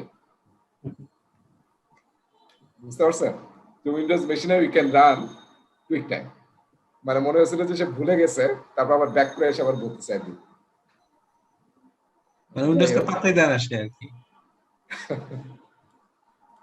আচ্ছা, মিনিমাম বিজনেস ইনক্রিমেন্ট, এই যে এখানে কিন্তু একটা নতুন ওয়ার্ড ইন্ট্রোডিউস করছে, যেটা আসলে অ্যাজ এল এডিনাই খুব একটা ছিল না। হ্যাঁ, এটা আসলে একটা ফ্রেমওয়ার্ক আছে যেটা নাম হচ্ছে ফ্লেক্স। অ্যাজ এল অনেক ফ্রেমওয়ার্ক আছে, তাই না? তার মধ্যে একটা ফ্রেমওয়ার্ক আছে ফ্লেক্স, FLEX। এটা কিন্তু PMI অ্যাকোয়ার করে নিয়েছে এটা। হ্যাঁ, PMI কিন্তু একই সাথে দুইটা অ্যাজাইল ফ্রেমওয়ার্ক অ্যাকোয়ার করছে, একটা হচ্ছে ফ্লেক্স আর একটা কি ডিসিপ্লিন অ্যাজাইল। এই দুইটা ফ্রেমওয়ার্কতে অ্যাজাইল একই সাথে PMI অ্যাকোয়ার করছে আর কি। হ্যাঁ, এবং এই দুটো কম্বাইন করে কিন্তু এই ফ্লেক্সটা আসলে ওই যে এক্সপ্লেটরি, আমি একটু আগে বললাম এক্সপ্লেটরি লাইফ সাইকেল প্রজেক্টে অ্যাজাইল ইউজ করা, সেটা কিন্তু এই যে ফ্লেক্স থেকে নেওয়া হয়েছে আর কি। তো ফ্লেক্সের যিনি তৈরি করছেন ফ্লেক্সটা, ওনার আইডিয়া হচ্ছে এটা মিনিমাম বিজনেস ইনক্রিমেন্ট। তার মানে আমরা এমভিপি তে ফোকাস করলে হবে না। এমভিপি তো শুধু টেস্ট পারপাস বা জাস্ট কিছু ফিচার নিয়ে আমরা দেখা যে এটা আসলে ঠিক আছে কিনা, প্রোটোটাইপটা ঠিক আছে কিনা। এমবিআই হচ্ছে the smallest amount of value that can be added to A product or service that benefits the business, যেটা আসলে রেভিনিউ জেনারেট করে। এমভিপি আসলে টেস্ট করার জন্য, এক্সপ্লোর করে দেখার জন্য ঠিক আছে কিনা আমাদের আইডিয়া।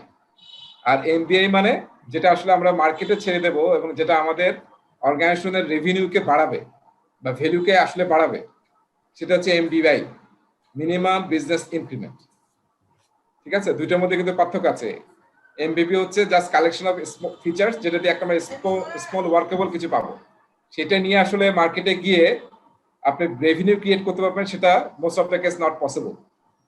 আর এমবিএ হচ্ছে কি, যেটা আসলে আপনি আসলে আগে এমবিপি করছেন, করে সব দেখছেন যে ফিজিবল আছে, তারপরে আপনি আসলে কয়েকটা এমবিপি করে বা পটেনশিয়াল ডিজেবল প্রোডাক্ট করে তারপরে আপনি এমবিআই তৈরি করছেন, যেটা আপনার মার্কেটে আপনার ভ্যালু আসলেই রেভিনিউ জেনারেট করবে। সেটা হচ্ছে এটা তো এক্সিস্টিং প্রোডাক্টের ক্ষেত্রে, তাই না? হ্যাঁ, এটা এক্সিস্টিং প্রোডাক্ট হতে পারে, নতুন প্রোডাক্ট হতে পারে। এক্সিস্টিং প্রোডাক্টে আরো ফিচার অ্যাড করলে আরো ভ্যালু ক্রিয়েট হবে আর কি। হ্যাঁ, কিন্তু সেটা তো যে নতুন প্রোডাক্টই হলো, তো নতুন প্রোডাক্টটা তো এখনো ফিল প্রুভেন হয়ই নাই, তার সুতরাং এখানে এমবিআই করলেও তো সেটা বোঝা যাচ্ছে না। তো যে প্রোডাক্ট আছে সেটা তো একটা ফিচার অ্যাড করলে বুঝলাম যে এটার ভিতরে নতুন কিছু এসেছে। এমবিআইটা মানে হচ্ছে এমবিপি দিয়ে তো আপনি ডাইরেক্টলি মার্কেটে যেতে পারবেন না। হ্যাঁ, কারণ ওটা একটা যা ছোট্ট কিছু বানাইছেন, কিন্তু এই সবগুলোকে কালেকশন করে আপনি যখন এমবিআই পর্যায়ে গেলেন, তখন আসলে you will release it in the market. তার আগে যদি মার্কেট রিলিজ করেন, অনেক সময় ব্যাকফায়ারও করতে পারে। আর যদি কোনো প্রোডাক্ট অলরেডি থাকে, তার মানে কি আপনি সেই প্রোডাক্টে কোনো ফিচার বাড়াচ্ছেন, তো ফিচার বাড়ালেও কি করবো আমরা, তখন কিন্তু আমরা এমবিআই করে সেইটা ওই ফিচারটা নতুন অ্যাড হবে ফাইনালি গিয়ে, যেটা আসলে আমার রেভিনিউকে ইম্প্যাক্ট করবে। রাজা ভাই, এই এমবিআইটা কি অন টপ অফ এমভিপি, তাই তো? এমভিপির উপর আমরা যে ভ্যালুটা আসলে অ্যাড করতে পারি বিজনেসকে, মানে রেভিনিউ আর্ন করার জন্য, ওটাকে আমরা এমবিআই বলছি। হ্যাঁ হ্যাঁ, আলটিমেট গোল ইজ এমবিআই, যেটা ডাইরেক্টলি বিজনেস ইম্প্যাক্ট ফেলবে। এমভিপি দিয়ে আমরা ছোট ছোট কাজ করবো, ছোট রিলিজ করবো, দেখবো ঠিক আছে কিনা, কিন্তু যখন ওইটা গিয়ে আমরা একটা ফাইনাল রিলিজ দিচ্ছি, নতুন প্রোডাক্ট কিংবা একটা নতুন প্রোডাক্ট আছে, নতুন ফিচার অ্যাড করতেছি, সেটা হচ্ছে MBI. MBI is directly connected to revenue, MBB may not be. হ্যাঁ, কিন্তু MBI directly connected to organisation revenue. আমরা এমভিপি কে আমরা এইভাবেই করতে পারি, এটা it's tends to a part of development, আর ওইটা হলো টেন্ডস টু ফাইনাল প্রোডাক্ট, তাই না? হ্যাঁ, রাইট রাইট রাইট, ঠিক আছে। সো এমবিআই টার্মটা কিন্তু খুব একটা ওইভাবে অ্যাজাইলে নাই, সবাই এমভিপি এমভিপি বলে, কিন্তু this is actually more than MVP. ঠিক আছে, সো কিছু কিছু টার্ম কিন্তু নতুন চলে আসবে, যেহেতু পিএমআই প্রমোট করতেছে ডিসিপ্লিন, অ্যাজাইল এবং ফ্লেক্স। অনেক নতুন টার্ম পাবেন, এবং তারা আসলে যেসব দুর্বলতা ছিল এক্সিস্টিং অ্যাজাইলের, যেমন বেশিরভাগ অ্যাজাইল কিন্তু প্রেসক্রিপটিভ। প্রেসক্রিপটিভ মানে কি? যেমন স্কাম, একদম প্রেসক্রিপশন বলা আছে না যে আপনার ডেইলি স্কাম 15 মিনিট হবে, 5টা ইভেন্ট না হলে স্কামই না, স্কামের গাইডের মধ্যে বলা আছে, তাই না? আরেকটু কিছুদিন আগে কোর্স করলেন, তাই না? হ্যাঁ, যে হ্যাঁ, যদি মানে ফলো না করলে একদম এটা স্ক্যাম বলা যাবে না। That is not scam. খুবই প্রেসক্রিপটিভ আর কি, আপনাকে যে বলা হয়েছে you must do that, you must adhere with that. এটা আসলে আমরা কিন্তু এমন কোনো এনভায়রনমেন্ট নাই যেখানে আসলে আমরা একদম অপটিমাম সিনারিও পাবো। সো প্রেসক্রিপটিভ দিয়ে you can't run your project. হ্যাঁ, সেজন্য কিন্তু প্রেসক্রিপ্টিভ কিন্তু কিন্তু স্ক্রামে কিন্তু একটা জিনিস বলছে যে ওরা পুরো জিনিসটাকে ইনকমপ্লিট রাখছে এবং মিনিমাম জিনিসটুকু শুধু প্রেসক্রাইব করছে, বাকিটা কিন্তু নিজের মতো করা যাবে, শুধু ফ্রেমওয়ার্কটা প্রেসক্রাইবড। রাইট। আর সমস্যা হচ্ছে এরপরে আর কোনো গাইডলাইন নাই ওদের। হ্যাঁ, ওখানেই শেষ, ওই 13-14 পৃষ্ঠার ডকুমেন্টারি শেষ, এরপরে কোনো গাইডলাইন নেই। তো পিএমআই চেষ্টা করতেছে আসলে এক্সিস্টিং যে ফ্রেমওয়ার্ক গুলো আছে, স্পেশালি স্কেল অ্যাজাইলের জন্য সেফ, আর এমনি নর্মাল প্রজেক্টের জন্য, ছোট প্রজেক্টের জন্য স্কাম ইউজ হয়।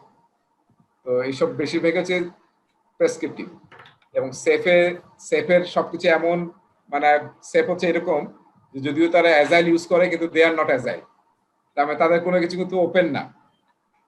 হ্যাঁ, সবকিছু খুবই ক্লোজ করে রাখছে, কোনো কিছু আপনি পাবেন না সহজে, কোনো ইনফরমেশন, কোনো নলেজ। হ্যাঁ, এবং একদম সব ফিক্স করা যেটা এটা করতে হবে। তো ফলে হয় কি, দেখা গেছে যেমন একটা ডেটাতে দেখাচ্ছে, পিএমআই দেখাচ্ছে যে যেখানে স্ক্যাম বলতেছে যে যে আমাদের প্রোডাক্টিভিটি ডাবল হয়ে যাবে বা 4 টাইম হয়ে যাবে, এটা আসলে দেখা গেছে যে স্ক্যামে আসলে 7 থেকে 12% প্রোডাক্টিভিটি বাড়ে। আর সেপও এরকম কথাবার্তা বলে যে আমাদের প্রোডাক্টিভিটি অনেক বাড়ে, কিন্তু সেপে দেখা গেছে 4 থেকে 5% বোধহয় প্রোডাক্টিভিটি বাড়ে আসলে। এবং একটা স্টেজে গিয়ে মানে অল আর ফেস বটল নেক, এরপরে কোথায় যাব এটা মানে আটকা যায় আর কি অর্গানাইজেশন। তো যাই হোক, that is a different discussion.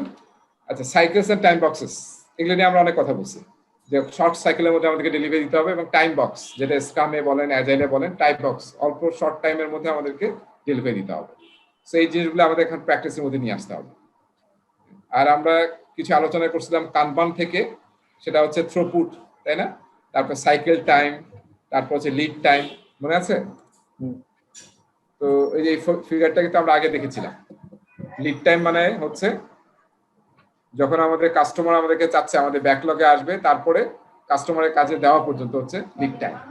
R cycle time হচ্ছে যখন আসলে আমরা কাজ শুরু করছি, আমাদের টিম কাজ শুরু করছে, সেখান থেকে ডেলিভারি দেওয়া, এটা হচ্ছে সাইকেল টাইম। আর থ্রুপুট মানে আমরা আগে বলেছিলাম যে একটা টাইম পিরিয়ডের মধ্যে কি পরিমাণে আমরা ডেলিভারি দিতে পারি, সেটা হচ্ছে আমাদের থ্রুপুট। সো রাজা ভাই আবার একটু বলবেন ওই তিনটা টার্ম? হ্যাঁ, লিড টাইম, এটা কিন্তু যে পেজ নম্বর ইয়াতে আছে, কিন্তু পেজ নম্বর অ্যাজাইল প্র্যাকটিস গাইডের 59 বোধহয়, এই যে 64 থেকে 65 এখানে আছে। হ্যাঁ, 64 থেকে 65 সাইকেল টাইম। আমরা যে কানবান বোর্ডে কি করি আসলে, আমরা যে প্রসেসগুলো ফলো করি প্রতিটা স্টেপস লেখা থাকে, এই কলাম মানে হচ্ছে প্রতিটা স্টেপস।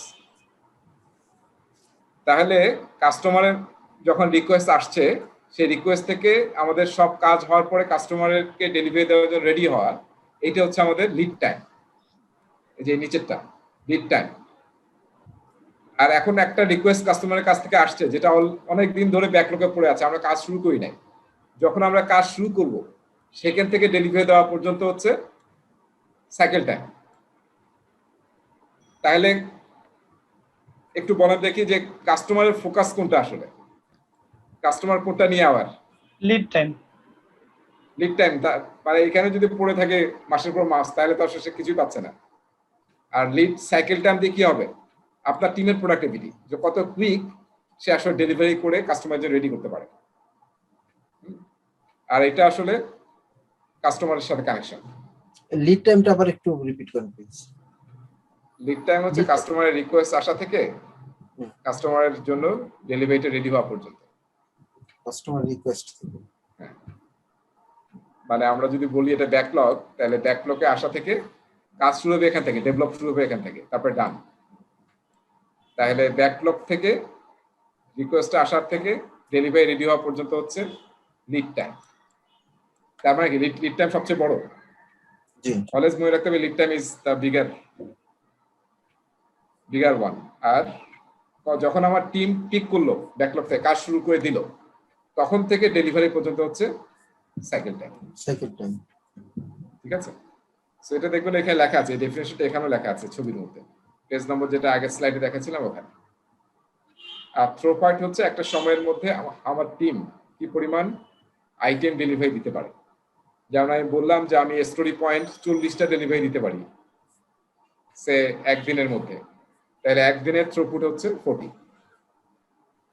একটা ম্যানুফ্যাকচারিং অর্গানাইজেশন যদি এক সপ্তাহে 100টা মোটরসাইকেল ডেলিভারি দেয়, তাহলে সেই ম্যানুফ্যাকচারিং অর্গানাইজেশনের থ্রুপুট কত এক সপ্তাহে? 100 থ্রুপুট। তার মানে ডেইলি কত? 5 দিন যদি কাজ হয় তাহলে ডেইলি থ্রুপুট হচ্ছে 20 পার ডে। এটা হচ্ছে থ্রুপুট। তার মানে কি আমাদের ফোকাস কি থাকবে? আমার টিমের থ্রুপুট বাড়ানো, কত বেশি আমরা কুইকলি ডেলিভারি দিতে পারি। আর এখানে যে কানবান বোর্ডে আমরা একটা বৈশিষ্ট্য জানি যে সব জায়গায় কি থাকে, এটার নাম কি মনে আছে? স্ক্রাম বোর্ড এবং কানবোর্ডের মধ্যে কিন্তু পার্থক্য আছে, বা টাস্ক বোর্ড এবং কানবান বোর্ডের মধ্যে। টাস্ক বোর্ডে কিন্তু এই নাম্বারগুলো থাকে না। এই নাম্বারগুলো কি কার মনে আছে? ওগুলো তো ইস্যু না, নাম্বার অফ কার মনে আছে? এট এ টাইম কয়টা ইস্যু থাকবে ওইটা বোঝা না? ইস্যু না, মানে ওয়ার্ক আইটেম আর কি। সেটাই এই কলামে আপনি ম্যাক্সিমাম কয়টা ওয়ার্ক আইটেম নিতে পারবেন, এটাকে বলা হয় ওয়ার্ক ইন প্রোগ্রেস। মনে আছে না? ওয়াইআইপি limit, work in progress limit.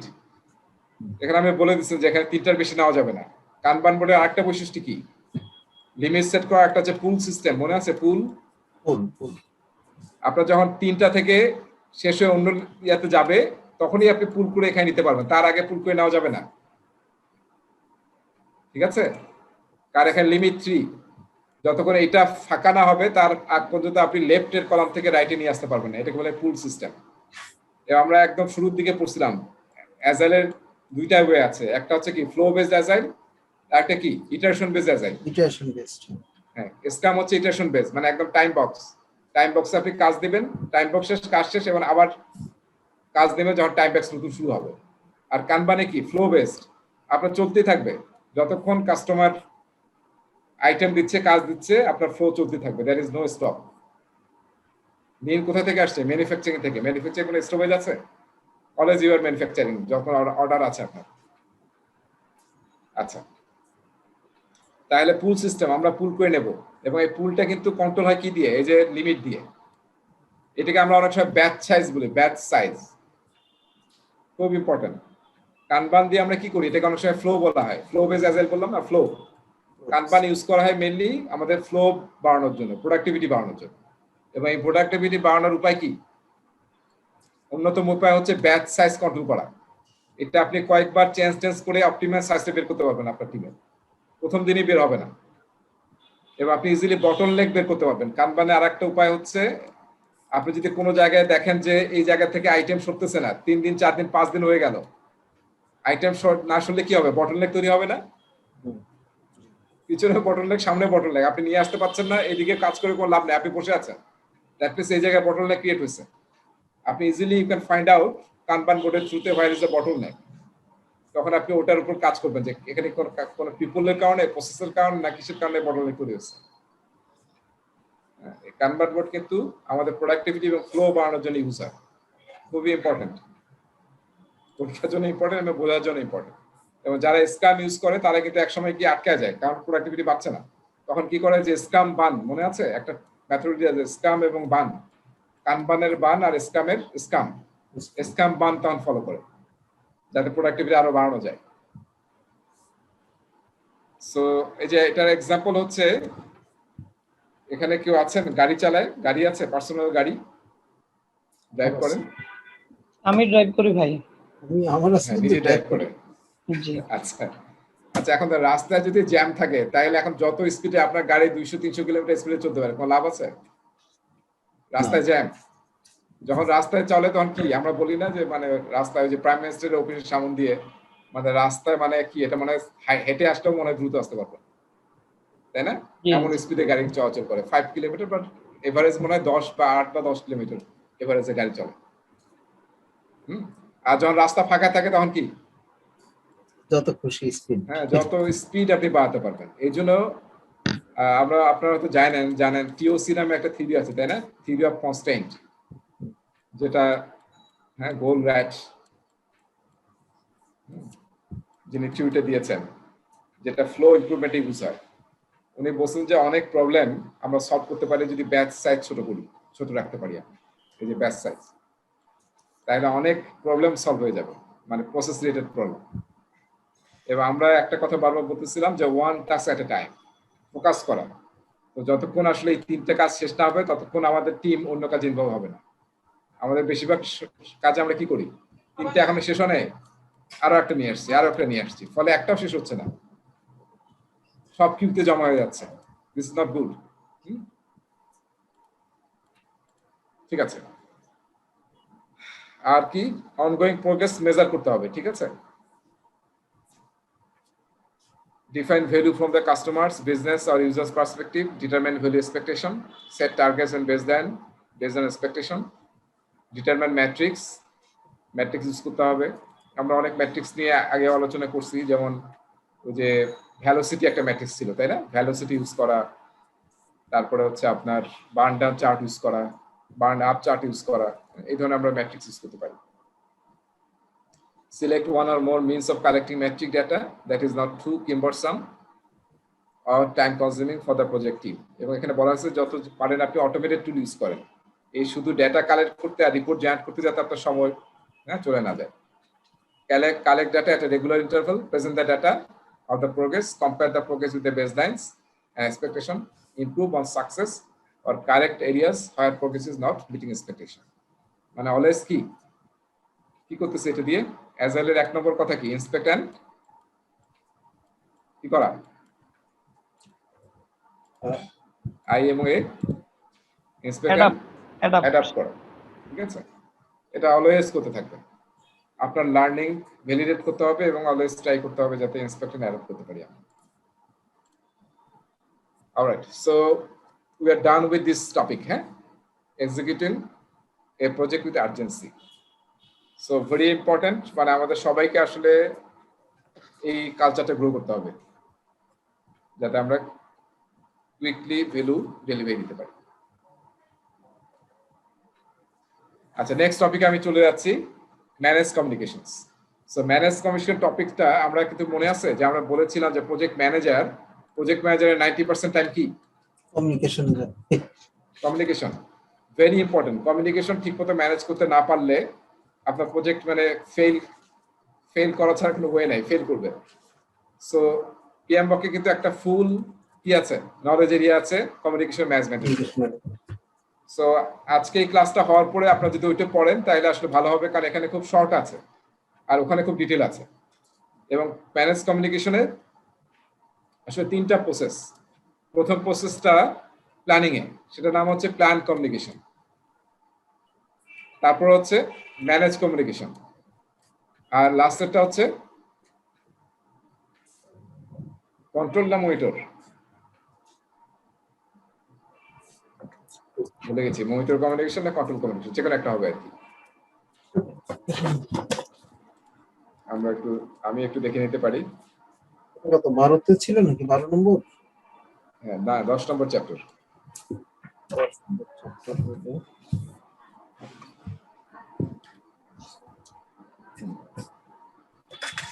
Plan communication, manage communication, monitor communication. Right. আচ্ছা, আমার স্ক্রিন দেখা যাচ্ছে না? জি। এই যে আমরা কিন্তু এই জায়গাটাতে আছি, কমিউনিকেশন পিএমবকের এই যে 10 নম্বর চ্যাপ্টার, 10 নম্বর knowledge area, plan communication management, manage communications এবং মনিটর কমিউনিকেশনস। এই পুরো প্রসেসটাই আসলে আলোচনা এখানে আছে ম্যানেজ কমিউনিকেশন। আচ্ছা, সো এখানে দেখেন প্ল্যান কমিউনিকেশন ম্যানেজমেন্ট মানে কি, এখানে এটার মেইন কাজ হচ্ছে আমাদের প্রজেক্টে কি কি কমিউনিকেশন রিকোয়ারমেন্ট আছে সেটা আইডেন্টিফাই করা। এবং আমরা যে স্টেক হোল্ডারকে আইডেন্টিফাই করেছিলাম সেখানে কিন্তু আমরা কি করছিলাম, স্টেক হোল্ডারের কি কি কমিউনিকেশন রিকোয়ারমেন্ট আছে সেটা কিন্তু আমরা আইডেন্টিফাই করছিলাম। সো এই দুইটা চ্যাপ্টার আসলে সবসময় একসাথে পড়তে হয়, 10 এবং 13, কারণ দুইটা একদম কানেক্টেড চ্যাপ্টার। এবং এখানে যখন আমরা কমিউনিকেশন প্ল্যান করব তখন কি ইউজ হবে, স্টেক হোল্ডার রেজিস্টার ইউজ হবে। কারণ স্টেক হোল্ডার রেজিস্টারে কমিউনিকেশন কার সাথে করবো আমরা, স্টেক হোল্ডারের সাথে। আর স্টেক হোল্ডারের নাম, তার কন্টাক্ট, তার এক্সপেকটেশন কি, রিকোয়ারমেন্ট কি, সব কোথায় আছে, এই প্রসেসে স্টেক হোল্ডার রেজিস্টার, সেটা কিন্তু আমরা ইউজ করবো এখানে, তাহলে আমরা যাতে কোনো মিস না হয়। এবং আমরা জানি যে স্টেক হোল্ডার কি হতে পারে, পার্সন বা ইন্ডিভিজুয়াল হতে পারে, গ্রুপ হতে পারে, এবং কোন একটা ইনস্টিটিউট বা অর্গানাইজেশন হতে পারে, যেমন গভর্নমেন্ট বডি হতে পারে, রেগুলেটরি বডি হতে পারে। সো কোন একটা যদি বডি মিস করেন তাহলে কি হবে, বিরাট বিপদে পড়বো আমরা। সো দ্যাটস ওয়াই প্ল্যান কমিউনিকেশনের সময় আমাদের মেইন কাজ হচ্ছে কমিউনিকেশন রিকোয়ারমেন্টকে ঠিকমতো আইডেন্টিফাই করা, তারপরে দেখতে হবে যে আমরা কিভাবে তাদের সেটা মিট করার জন্য প্ল্যান করতে পারি। প্ল্যান করা মানে কি, এটা নিয়ে আমি একটু পরে আমরা স্লাইডে যাচ্ছি। প্ল্যান করা মানে হচ্ছে কাকে আমরা কিভাবে, কার কমিউনিকেশন রিকোয়ারমেন্ট কিভাবে মিট করব। কারোর সাথে হতে পারে মিটিং হতে পারে, কারোর সাথে হয়তো আপনি রিপোর্ট শেয়ারিং করবেন, তারপরে কোথাও হয়তো মেমো দিতে হবে কিংবা ইমেল দিতে হবে। এই সবগুলোকে আমরা বলতেছি কমিউনিকেশনের বিভিন্ন ভেহিকল, বিভিন্ন টুল যেটা আমরা ইউজ করতে পারি। সো এটা আমরা এখানে প্ল্যান করব, প্ল্যান কমিউনিকেশন ম্যানেজমেন্ট। আর ম্যানেজ কমিউনিকেশনে সেই প্ল্যান অনুযায়ী আমরা কি করব, প্ল্যান কমিউনিকেশনে আরেকটা বিষয়, আরো কয়েকটা ইম্পর্টেন্ট হচ্ছে কে কাকে কমিউনিকেট করবে, তারপরে কিভাবে কমিউনিকেট করবে, তারপরে কোন ফ্রিকোয়েন্সিতে করবে, কোন সময়ে করবে, কোন ফরম্যাটে করবে, এই সব কিছু প্ল্যান কমিউনিকেশন আপনাকে ডিসাইড করতে হবে। আর ম্যানেজ কমিউনিকেশনে কি করবো আমরা, এটা কোথায় আছে, এটা এক্সিকিউশনে। তার মানে প্ল্যান কমিউনিকেশন ফলো করে আমরা এক্সিকিউট করব। আর মনিটরে কি করব, দুইটার মধ্যে কোনো গ্যাপ আছে কিনা, কোনো মিস হচ্ছে কিনা, নতুন কোনো স্টেক হোল্ডার আসছে কিনা তাকে ইনক্লুড করতে হবে, নতুন করে কমিউনিকেশন রিকোয়ারমেন্ট আসছে কিনা সেটা করতে হবে। তারপরে is there any way to improve, update করার দরকার আছে কিনা, তাহলে আমরা আমাদের কমিউনিকেশন ম্যানেজমেন্ট প্ল্যানকে আপডেট করব যাতে আমরা নতুন কমিউনিকেশন স্ট্র্যাটেজি সেট করতে পারি। এটা হচ্ছে মনিটর কমিউনিকেশনের কাজ, আমাদের কমিউনিকেশন প্ল্যান এফেক্টিভ কিনা এবং is there any change required. So let's go to the slides again. All right. So what are the enablers here? Analyze communication needs, যেটা আমি বললাম communication requirement analysis of all stakeholders. That's why we are taking a stakeholder register. Then we have to plan communications. Communication method কি হবে? We'll talk about methods. Channel, কোন চ্যানেলে আমরা communicate করব, frequency. What is the frequency of communication? And level of detail. কাকে কোন detail দেব? আপনি আপনার টিমকে যেরকম ডিটেল কথা বলবেন, যত টপে যাবেন তখন তো অত ডিটেল যাবে না, আপনি অত মাইলস্টোন নিয়ে কথা বলবেন। সো লেভেল অফ ডিটেল আপনাকে আইডেন্টিফাই করতে হবে যখন প্ল্যান কমিউনিকেশন করবেন। Communicate project information and updates effectively, ঠিক আছে। Confirm communication is understood and feedback is received, ওই যে ওটা আসলে মনিটরের কাজ, হ্যাঁ, যে হচ্ছে কিনা ঠিক মতো কনফার্ম করা এবং ফিডব্যাক নেওয়া। সো এখানে আমরা কমিউনিকেশন ম্যানেজমেন্ট প্ল্যান তৈরি করবো আমরা, এবং যে কমিউনিকেশন গুলো হবে থ্রু আউট দ্য প্রজেক্ট সেটাকে কি বলবো আমরা, সেটার নাম হচ্ছে প্রজেক্ট কমিউনিকেশন। সেটা ইমেল হতে পারে, মিটিং হতে পারে, রিপোর্ট হতে পারে, all are some type of communications. এবং stakeholder register is very important, কারণ ওখান থেকে আমরা আইডেন্টিফাই করবো কার সাথে কিরকম কমিউনিকেট করতে হবে। এবং প্রজেক্ট যখন আমরা কাজ করবো তখন কি হবে, মনে আছে এটা, work purpose data, work purpose information এবং রিপোর্ট। এই রিপোর্ট গুলা, যে রিপোর্ট তৈরি হয় সেই রিপোর্ট কার থ্রুতে আমরা স্টেকহোল্ডারকে ডিস্ট্রিবিউট করবো, সেটা হচ্ছে ম্যানেজ কমিউনিকেশন থ্রুতে। ওই যে এক্সিকিউশন যে প্রসেসটা ম্যানেজ কমিউনিকেশন, তার থ্রুতে আসলে আমরা ডেটা, ইনফরমেশন, রিপোর্টকে রেলিভেন্ট স্টেকহোল্ডারকে ডিস্ট্রিবিউট করবো। আপডেট প্রজেক্ট কমিউনিকেশনস, যদি দরকার হয়, যদি মনিটরে গিয়ে দেখি যে আপডেট করতে হবে, তাহলে আমরা কমিউনিকেশনকে আপডেট করবো। অ্যানালাইসিস করতে হবে to find out and understand communication requirements. Project communication plan update করতে হবে যদি দেখি যে আমাদের আপডেট দরকার, এবং other documents if needed we will update. আর একটা মডেল নিয়ে আমরা আলোচনা করব, সেন্ডার রিসিভার মডেল। এটা থেকে পরীক্ষা একটা প্রশ্ন আসবে, তো সেটা নিয়ে আমরা আলোচনা করব, যেটা অবশ্য ডিটেলটা পিএমবকে বেশি আছে আর কি, এখানে খুবই শর্ট আছে। অলরাইট, দেখেন খুবই, হ্যাঁ, তাহলে প্রজেক্ট কমিউনিকেশন আসলে কি ধরনের হয় দেখেন, ডিফারেন্ট টাইপের communication throughout the project আমরা করি। একটা হচ্ছে ইন্টারনাল কমিউনিকেশন, তার মানে within the team and within the organisation, আর external stakeholder, regulatory body, groups, হ্যাঁ, লেবার গ্রুপস, গভর্নমেন্ট বা অন্য কোনো বডি, তাদের সাথে। তারপর কমিউনিকেশন কি হয়, ফর্মাল হতে পারে, ইনফর্মাল হতে পারে, হায়ারিক্যাল ফোকাস হতে পারে, তাই না? আপনি পিআর কে এক ধরনের কমিউনিকেট করবেন, টিমকে এক ধরনের কমিউনিকেশন করবেন, আর সিনিয়র ম্যানেজমেন্টে অন্য ধরনের কমিউনিকেশন করবেন। অফিসিয়াল আর আনঅফিসিয়াল হতে পারে, ঠিক আছে? রিটেন হতে পারে, ওরাল হতে পারে। তারপরে যদি ওরাল হয় কি হবে, টোনের সাথে সম্পর্ক আছে, ইনফ্লেকশন, আমি যদি চিৎকার করে কথা বলি তাহলে এক ধরনের মিন করে, আবার যদি খুবই নর্মাল কথা বলে এক ধরনের মিন করে। কোন একটা ওয়ার্ডে আপনি বেশি এমফাসিস দিচ্ছেন, মিনিং ডিফারেন্ট হয়ে যায়, ঠিক আছে? সো এই জিনিসগুলো ইম্পর্টেন্ট। আরেকটা ইম্পর্টেন্ট হচ্ছে নন ভার্বাল জেস্টার্স, তাই না? সবসময় তো আর ভার্বাল কমিউনিকেশন করি না আমরা, নন ভার্বাল জেস্টার করে থাকি। তো এটা কিন্তু ওই যে আমরা নন ভার্বালটা কি মানে আকার ইঙ্গিতে? না, আকারিংয়ে তো আছেই, তার সাথে মেজাজ খারাপ করে তাকাইলো এরকম হয়। হ্যাঁ হ্যাঁ, আপনি আপনার বাচ্চার দিকে, আমার সবচেয়ে ছোট যেটা পিচ্ছি, তো আমি যদি একটু মুখ মানে করি, মানে একটু সিরিয়াস বা রেগে যাই, তাহলে ও ভয় পেয়ে যায় আর কি, এবং বলে যে আব্বু আপনি তোমার, তাহলে এটা কি ফেশিয়াল এক্সপ্রেশন না? ফেশিয়াল এক্সপ্রেশনটা মেইন, ফেসিয়াল এক্সপ্রেশন, আপনার আরো অনেক কিছু, আপনি হাত নাড়াচ্ছেন, বডি নাড়াচ্ছেন, এগুলো তো অনেক কিছু মিন করে। বডি ল্যাঙ্গুয়েজ, হ্যাঁ, বডি ল্যাঙ্গুয়েজ এবং ইমোশনাল ইন্টেলিজেন্স নিয়ে আমরা পরে পড়ালেখা করবো। সেখানে কিন্তু একটা বিষয় হচ্ছে যে আপনার বুঝতে হবে যে আপনার টিমমেটের মানে জেস্টার দেখে বুঝতে হবে যে আসলে সে এখন ইমোশনালি কোন অবস্থায় আছে। আপনি একটা সাইন নেওয়া লাগবে, আপনার বস খুবই রেগে আছে, ওই সময় ওই সাইন নিতে গেলে দেখা যাবে সাইন সে করলো না, এমন একটা সময় যেতে হবে যখন আসলে সে কুল আছে। এই জন্য আসলে ফেসবুক আমরা যে অ্যাজেলে পড়ছি না, ফেস টু ফেস কমিউনিকেশন, হ্যাঁ, এর চেয়ে তো ভালো কোনো কমিউনিকেশন নাই, কারণ তখন আপনি সমস্ত নন ভার্বাল জেস্টারও বুঝতে পারতেছেন, দেখতে পাচ্ছেন, নাহলে কিন্তু আসলে বোঝা যায় না। অলরাইট, কমিউনিকেশন ম্যানেজমেন্ট প্ল্যানের একটা সুন্দর ছোট একটা এক্সাম্পল এখানে দেওয়া আছে। আপনি মানে কাজ শুরু করার জন্য এটাও ইউজ করতে পারেন।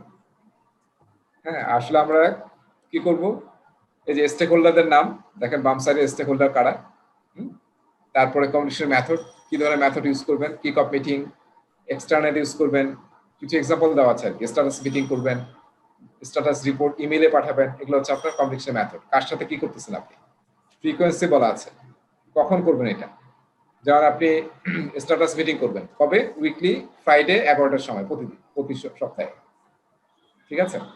আপনি এক্সিকিউটিভ স্টিয়ারিং কমিটিকে কোনো একটা রিপোর্ট জানাবেন বা আপডেট করবেন, মান্থলি হবে, first Wednesday of each month. এটা কিন্তু অর্গানাইজেশন আমরা এইভাবে করি কিন্তু, তাই না? সেটা হচ্ছে ফ্রিকোয়েন্সি, কার রেসপন্সিবিলিটি। হ্যাঁ, এটা যদি আগে আপনি বলে দেন হু ইজ রেসপন্সিবল, তাহলে আসলে আপনার ইজিলি এগুলো ম্যানেজ হবে। নাহলে কিন্তু অনেক সময় দেখা যায় এই রিপোর্টটা যায় নাই বা ওর উপর দেওয়া হয় নাই, হ্যাঁ, এগুলো কিন্তু কনফ্লিক্ট তৈরি হয়ে যাবে।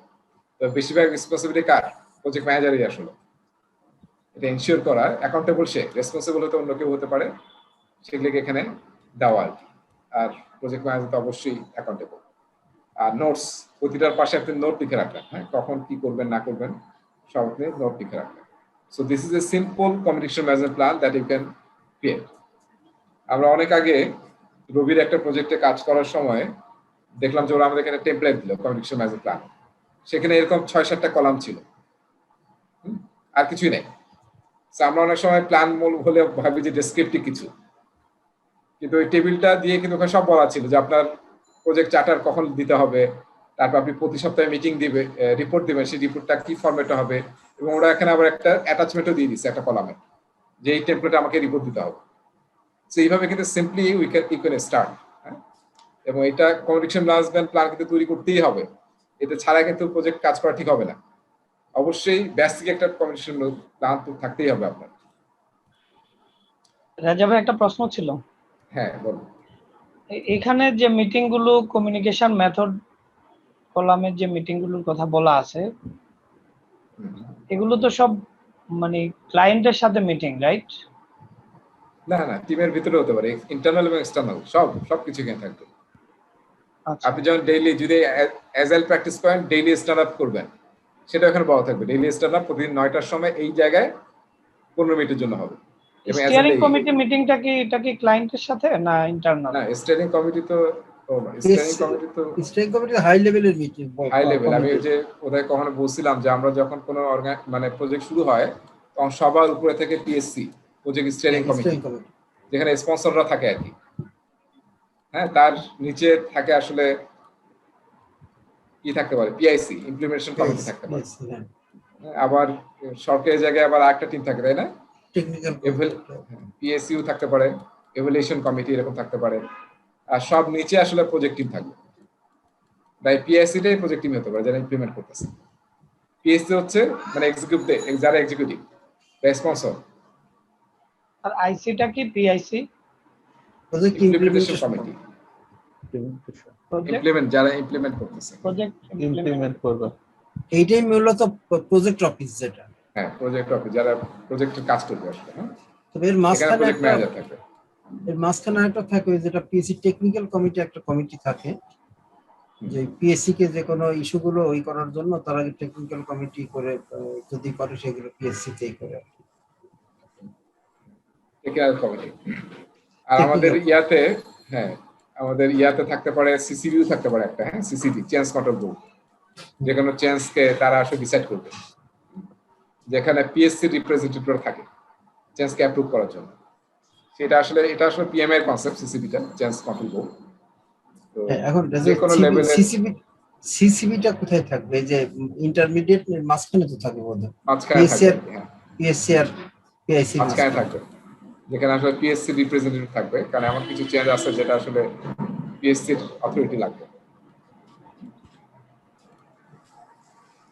ঠিক আছে, তাহলে এই হচ্ছে অবস্থা। স্টিয়ারিং কমিটি আসলে কিন্তু মেইন, যারা টপ, এটাকে আসলে আমরা পিএম বকেও আছে স্টিয়ারিং কমিটি বলা হয়, কিংবা প্রজেক্ট বোর্ড বলা হয়। প্রজেক্ট বোর্ড, যেটা প্রিন্স টুর একটা শব্দ, প্রিন্স টু থেকে নেওয়া হয়েছে। প্রজেক্ট বোর্ড এই টার্মটা এবারে স্টুডেন্ট ম্যানুয়ালি ইউজ করছে পিএমআই। প্রজেক্ট বোর্ড, যেখানে আসলে স্পন্সর এবং এক্সিকিউটিভ বোর্ডই থাকে, সিনিয়র লোকজন। আচ্ছা, কমিউনিকেশন ম্যানেজমেন্ট প্ল্যানে আসলে কি থাকা উচিত? আমরা একটা ছোট টেমপ্লেট দেখলাম যে ওটা দিয়ে শুরু করতে হবে। এই জিনিসগুলো অবশ্যই থাকতে হবে যখন আপনি প্ল্যান তৈরি করবেন। দেখেন, স্টেক হোল্ডার কমিউনিকেশন রিকোয়ারমেন্ট, তাদের রিকোয়ারমেন্টকে আইডেন্টিফাই করতে হবে। Information to B communicated including language, কোন ল্যাঙ্গুয়েজে কমিউনিকেট করবেন। যেমন গভর্নমেন্টে, হ্যাঁ, আমরা অনেক জায়গায় হয়তো বাংলা ইউজ করবো, যেহেতু বলা আছে যে Bangla official language Bangla. Reason for the distribution of the information, time frame, ওই যে ফ্রিকোয়েন্সি আইডেন্টিফাই করা, এইসব প্ল্যান করতে হবে। কে রেসপন্সিবল, তারপর যদি কনফিডেন্সিয়াল ইনফরমেশন থাকে সেটা আপনি কিভাবে ম্যানেজ করবেন। People who will receive the information, কারা রিসিভ করবে, ওই যে দেখো না কিন্তু বাম সাইডে বলা ছিল কে রিসিভ করবে। মেথডস, কোন মেথড ইউজ করবেন বা কোন টেকনোলজি ইউজ করবেন। Time and budget allocated for communication, তাই না? যে মিটিং করবেন, অনেক সময় টাকার সাথে সম্পর্ক থাকতে পারে, যে একটা মিটিং অ্যারেঞ্জ করতে কিন্তু টাকা, একটা খরচ আছে। যেমন আপনি যখন স্টিয়ারিং কমিটির সাথে মিটিং করবেন বা বাইরের এক্সটার্নাল স্টেকহোল্ডারের সাথে মিটিং করবেন, এসকেলেশন প্রসেস ভেরি ইম্পর্টেন্ট। এটা কিন্তু বিভিন্ন, আমি প্রজেক্ট ম্যানেজার টিম নিয়ে কাজ করছি, কিছু কিছু ইস্যু আসতে পারে যেটা আমার থ্রেশহোল্ডের মধ্যে নাই, তাহলে আমাকে স্কেল করতে হবে। এটা কিন্তু একটা মোটামুটি ম্যান্ডেটরি জিনিস, যে আপনার আসলে এসকেলেশনটা ডিফাইন করা। এবং অনেক সময় আমরা মানে ফ্লো চার্ট তৈরি করতে পারি, যে কোন কাজে আমরা কোথায় যাব, এরকম ফ্লো চার্টও কিন্তু কমিউনিকেশন ম্যানেজমেন্ট প্ল্যান থাকতে পারে। Method for updating the communication management plan, ওই যে আমরা মনিটর করতে গিয়ে যদি দেখি যে আপডেট করার প্রয়োজন, তাহলে আমরা কিভাবে আপডেট করবো, সেটা একটা গাইডলাইন থাকতে হবে প্ল্যানে। গ্লোসারি ইউজ করবেন, কারণ আমরা অনেক সময় কিছু জার্গন ইউজ করি অর্গানাইজেশন ওয়াইড, যেটা দেখা যায় বাইরের লোকজন বুঝবে না। ফলে আপনি যদি একটা গ্লোসারি ইউজ করেন, তাহলে যার কাছে যাক না কেন ডকুমেন্টটা, হি ক্যান ইজিলি ইন্টারপ্রেট। যে ফ্লো চার্ট ইউজ করতে করবেন, হ্যাঁ, যে কিভাবে কমিউনিকেশন হবে। ঠিক আছে, সো এই যখন আপনি প্ল্যান করবেন, this should be in your consideration. আর যেটা আমরা টেবিলটা দেখলাম, ওইটা হচ্ছে আসলে কমিউনিকেশন কাজ করার জন্য, ওটা তৈরি করবেন আপনি। ওই প্ল্যান কমিউনিকেশন প্রসেসের আউটপুট হচ্ছে কমিউনিকেশন ম্যানেজমেন্ট প্ল্যান। আচ্ছা, কমিউনিকেশন করার সময় কি করতে হবে? আমি যেটা বলছিলাম, রিকোয়ারমেন্ট অ্যানালাইসিস করতে হবে। কার কি রিকোয়ারমেন্ট আছে সেটা অ্যানালাইসিস করতে হবে। এটা একদম ওই যে আপনার সেই জন্য স্টেক হোল্ডার রেজিস্টারটা আসলে আপনার এখানে মেইন কি ফ্যাক্টর ফর কনসিডারেশন, ঠিক আছে। আর কমিউনিকেশন টাইপস, আমরা কিন্তু নানান ধরনের কমিউনিকেশন করতে পারি, তাই না? সবচেয়ে বেস্ট কি, যেমন সফটওয়্যার উপরে লেখা আছে সবচেয়ে বেস্ট কোনটা? ফেস টু ফেস, এটা অলওয়েজ বেস্ট। হ্যাঁ, যখনই পারবেন ফেস টু ফেস মিটিং করবো আমরা। ইভেন এখন আমরা জুমে কাজ করতেছি, তাও আসলে আমরা চাচ্ছি যাতে কি ফেস টু ফেস মিটিং করা যায়। এই জন্য টিমস, জুম, ওয়েবএক্স সব জায়গায় আমরা ভিডিও অন করতে বলতেছি, এবং ক্লাসের মধ্যে আমরা তাই বলতেছি যাতে আমরা সবাইকে দেখতে পারি, তাই আসলে অনেক এনভায়রনমেন্টটা বাড়ে। ভিডিও অ্যান্ড ভয়েস কনফারেন্সিং, এটা আমরা একটা টাইপ।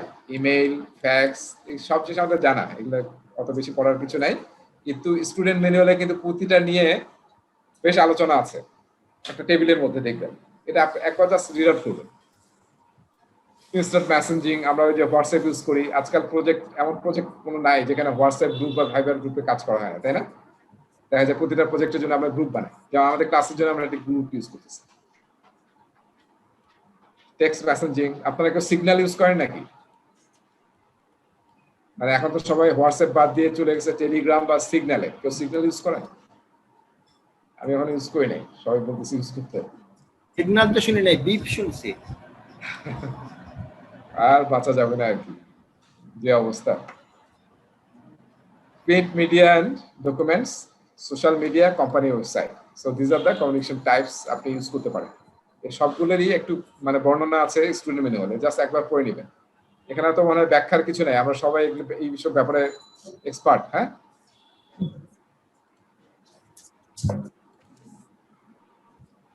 আচ্ছা, এই ফিগারটা অন্য একটা বই থেকে নেওয়া হয়েছে। ফিগারটা আমার কাছে আসলে বেশ চমৎকার লাগছিল, এই জন্য নিছি।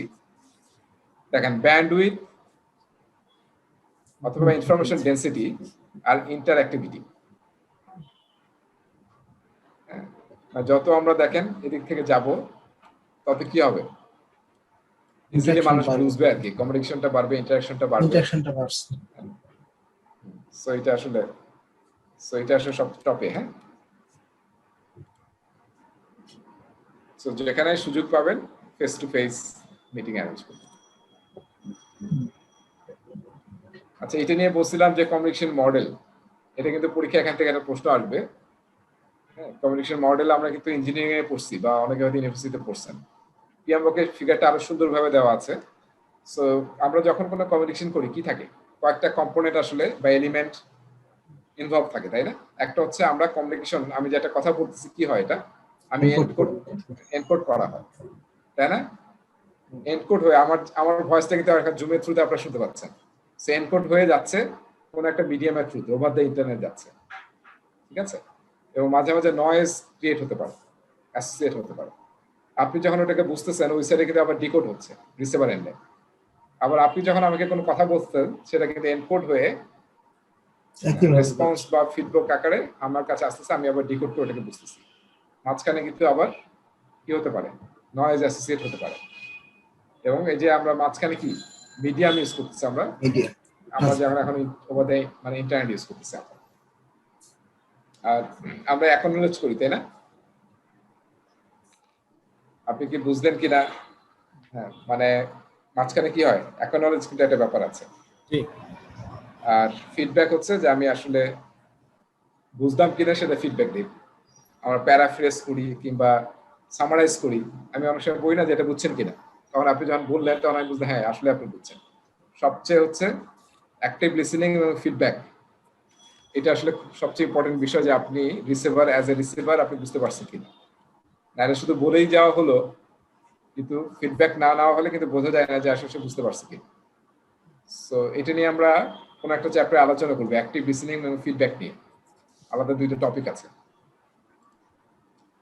সো পরীক্ষায় কিন্তু এখান থেকে প্রশ্ন আসবে যে কি কি এলিমেন্ট আছে। হ্যাঁ, সেন্ডার, রিসিভার, এনকোড, ডিকোড, তারপর হচ্ছে মিডিয়াম, নয়েজ। আর অনেক সময় এখানে কিন্তু একটা বিষয় আছে যে পিএমবকে একটা সুন্দর জিনিস আছে যে ইমোশনাল স্টেট। হ্যাঁ, অনেক সময় কিন্তু সেন্ডার যে তার ইমোশনাল স্টেটের উপর ডিপেন্ড করে সে আসলে কি বোঝাতে চায়। আবার এই পাশে ইমোশনাল স্টেট, সে কোন মোডে আছে তার উপর কিন্তু অনেক সময় ইন্টারপ্রিটেশনটা ডিপেন্ড হয়ে যায়, হয় না? ইমোশনাল স্টেট খুব ইম্পর্টেন্ট।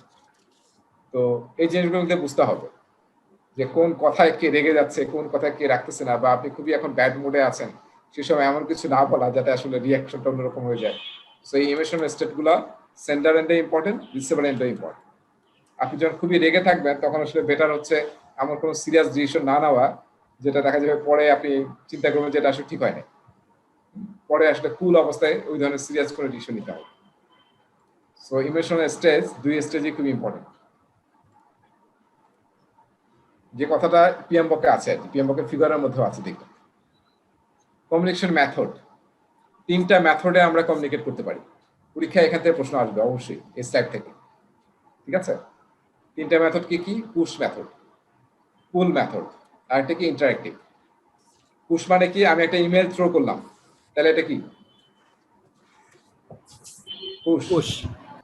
আমি রেডিও টিভির খবর দেখতেছি, পুশ, ঠিক আছে? ইন্টারঅ্যাক্টিভ কোনটা? যেখানে আসলে উই ক্যান কমিউনিকেট, যেমন আমাদের কমিউনিকেশন ইন্টারঅ্যাক্টিভ। আপনি যে কোনো সময় স্টপ করতে পারেন, কথা বলতে পারেন আমার সাথে, দিস ইজ ইন্টারঅ্যাক্টিভ। আর পুল কোনটা? যেখানে আসলে অনেক ইনফরমেশন, যেমন গুগল থেকে আমরা সার্চ করি, এটা কি? এটা পুল। সারাদিন আমরা ইউটিউবে বসে থাকি নাকি? এটা পুল করো। হ্যাঁ, পুল করতেছি আমরা। আপনার তো ওই যে আমরা সবারই এখন ঘুমে ডিসঅর্ডার হচ্ছে, স্লিপিং। একটা জিনিস মনে রাখতে হবে, আপনার কেউ ইয়া বই পড়ছেন, দ্য 5 AM ক্লাব? বইটা পড়ছেন 5 AM ক্লাব? হ্যাঁ, আসলে ডিজিটাল ডিস্ট্রাকশন, হ্যাঁ, মাই ডিজিটাল ডিভাইস থেকে আসলে বেঁচে থাকতে হবে। হ্যাঁ, এই জন্য ঘুমানোর 2 থেকে 3 ঘন্টা আগে থেকে সমস্ত ডিজিটাল ডিভাইস থেকে আপনাকে দূরে রাখতে হবে। Mobile, TV, laptop screen dangerous. হ্যাঁ, এইসব জায়গায় যখন থাকবেন তখন কিন্তু আমাদের ঘুমের জন্য যে হরমোনটা বের হয় সেটা কিন্তু বের হয় না, যেটা আপনার ঘুমটাই নিষেধ করবে। এই জন্য বেটার হচ্ছে অবশ্যই 2-3 ঘন্টা আগে you should stop using any digital device. এবং ঘুম থেকে যখন উঠবেন তখন কিন্তু প্রায় 2 থেকে 3 ঘন্টা don't touch your digital device, তখন আসলে অন্য প্রোডাক্টিভ কাজ করেন। এটা তো প্র্যাকটিক্যালি খুব ডিফিকাল্ট ভাই। হ্যাঁ, মানে আমরা এই যে ক্লাস করতেছি রাত 10টা পর্যন্ত। হ্যাঁ, এই জন্য তো আমি এখন ডিফিকাল্টের মধ্যে আছি, কারণ আমি এখন প্র্যাকটিস করার চেষ্টা করতেছি 9:30 থেকে 10টা শুয়ে পড়বো। এই ক্লাসটা এখন আমি চিন্তায় আছি যে কি করবো ক্লাসটা। 9:30 তো 10টার ভিতরে শোয়া যায়, আসলে টাইম ম্যানেজ করা যায়। শুইতেই হবে, না হলে আসলে হবে না। আমরা এবং আপনাকে উঠতে হবে 4টার সময়, 4টা থেকে 4:30টার সময় উঠতে হবে। এই প্র্যাকটিস গুলো আমরা ছেড়ে দিচ্ছি, কিন্তু দেখেন সব ইউরোপের সব দেশে, আমেরিকায়, সব জায়গায় কিন্তু টাইমলি 9:30 10টায় ঘুমায় পড়ে, এবং 7টা থেকে 8টার মধ্যে ডিনার সারে। আর আমাদের ডিনার হয় 11টার পরে, আর ঘুমাই আমরা 1-2টার দিকে। আমি একবার একটু আগে আগে ঘুমানোর উদ্যোগ নিয়েছিলাম যে 11টার মধ্যে ঘুমায় পড়বো। তো দেখা গেল যে 11টায় ঘুমাইলে অবস্থা এমন হয় যে আর ঘুমই আসে না। তখন দেখা যায় যে রাত 3টা-4টার মধ্যে জায়গায় থাকতে হয়। অবশ্যই নষ্ট হয়ে গেছে, যে বডি সাইকেল যেটা কি বলে, বডি ক্লক, ওটাই নষ্ট হয়ে গেছে। হ্যাঁ, ওইটাই তো, বডি ক্লকটা তো ডেঞ্জারাস হয়ে গেছে আসলে আমাদের। এটা 2-3 মাস প্র্যাকটিস করলে বোধ আবার ব্যাক হ্যাঁ, করবে। মানে আপনার যে কোনো একটা অভ্যাস করার জন্য মিনিমাম 66 ডেজ একটা আছে, 66 ডেজ আপনাকে প্র্যাকটিস করতে হবে, হতাশ হওয়া যাবে না। এই This is the best approach, smartphone থেকে দূরে থাকতে হবে, আদারওয়াইজ। হ্যাঁ, ওইটাই মানে ইসলামে এটা 40 ডেজ। 40 ডেজ ঠিক আছে। প্র্যাকটিস। দেখেন, তা আমরা আসলে ছেড়ে দিছি, অন্যরা এটা ধরে আমরা ভাবতেছি আমরা বোধহয় আমাদের প্রোডাক্টিভিটি বোধহয় বেড়ে গেছে, বা আমরা বোধহয় অনেক কাজ করি। আসলে উই আর ডুইং নাথিং। কারণ আপনার লাইফ মানে কাজ করার সবচেয়ে বেস্ট টাইম হচ্ছে ভোর থেকে দুপুর 12টা-1টা পর্যন্ত। এই সময় আসলে টপ প্রায়োরিটি কাজগুলো করতে হয়, যেগুলো আপনার সবচেয়ে টপ প্রায়োরিটি। এরপরে সেকেন্ড হাফে গিয়ে কিন্তু আপনি করবেন আসলে লেস প্রায়োরিটি কাজ। আর আমরা দিনেই শুরু করি হচ্ছে সেকেন্ড হাফে। আচ্ছা, তাহলে বলেন এখানে ইন্টারঅ্যাক্টিভ এবং পুল এর মধ্যে এই 3টার মধ্যে সবচেয়ে বেস্ট কোনটা? ইন্টারেক্টিভ। ইন্টারঅ্যাক্টিভ। সো পরীক্ষায় কিন্তু প্রশ্ন আসবে যে কি কি অ্যাভেলেবল মেথড আছে, তাহলে 3টা, আমাদের কোনটা বেস্ট? ইন্টারেক্টিভ। আর পুল কখন বেস্ট? যখন আসলে অনেক বেশি ইনফরমেশন কিংবা অডিয়েন্স অনেক বেশি, তখন দেখা যাবে pool may be better, specially knowledge বা ইনফরমেশন যখন অনেক বেশি, তখন আসলে আপনি রাখবেন, অন্যরা যার যেটা দরকার সেটা সে পুল করে নেবে। আচ্ছা, ফিডব্যাক, এই যে আমি বলছিলাম ফিডব্যাক নিয়ে একটা ইয়ে আছে। প্রথম কথাটা খুব সুন্দর, হ্যাঁ, communication is a two way street. ঠিক আছে, আপনি খালি বলে গেলেন বা এটা তাই না, two way street. Feedback can be positive if the message is received and understood as the sender intended. এটা পজিটিভ সিনারিও, যে আমি যেটা বলে দিতে চাচ্ছি সেটা বুঝছেন। আর feedback can be negative if the receiver does not understand what the sender intended. ঠিক আছে, নেগেটিভ, যেটা বলছে তার উল্টা বুঝছে। আর নো ফিডব্যাক,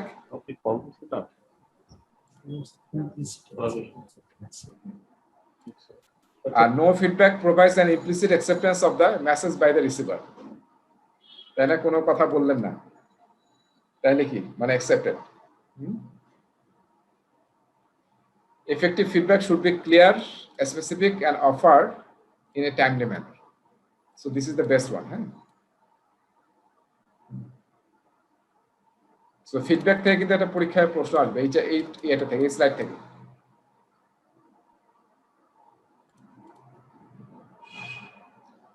So আমাদের এই টপিকটা আমরা শেষ করলাম, হ্যাঁ। তো আজকে আমরা এখানে রাখি।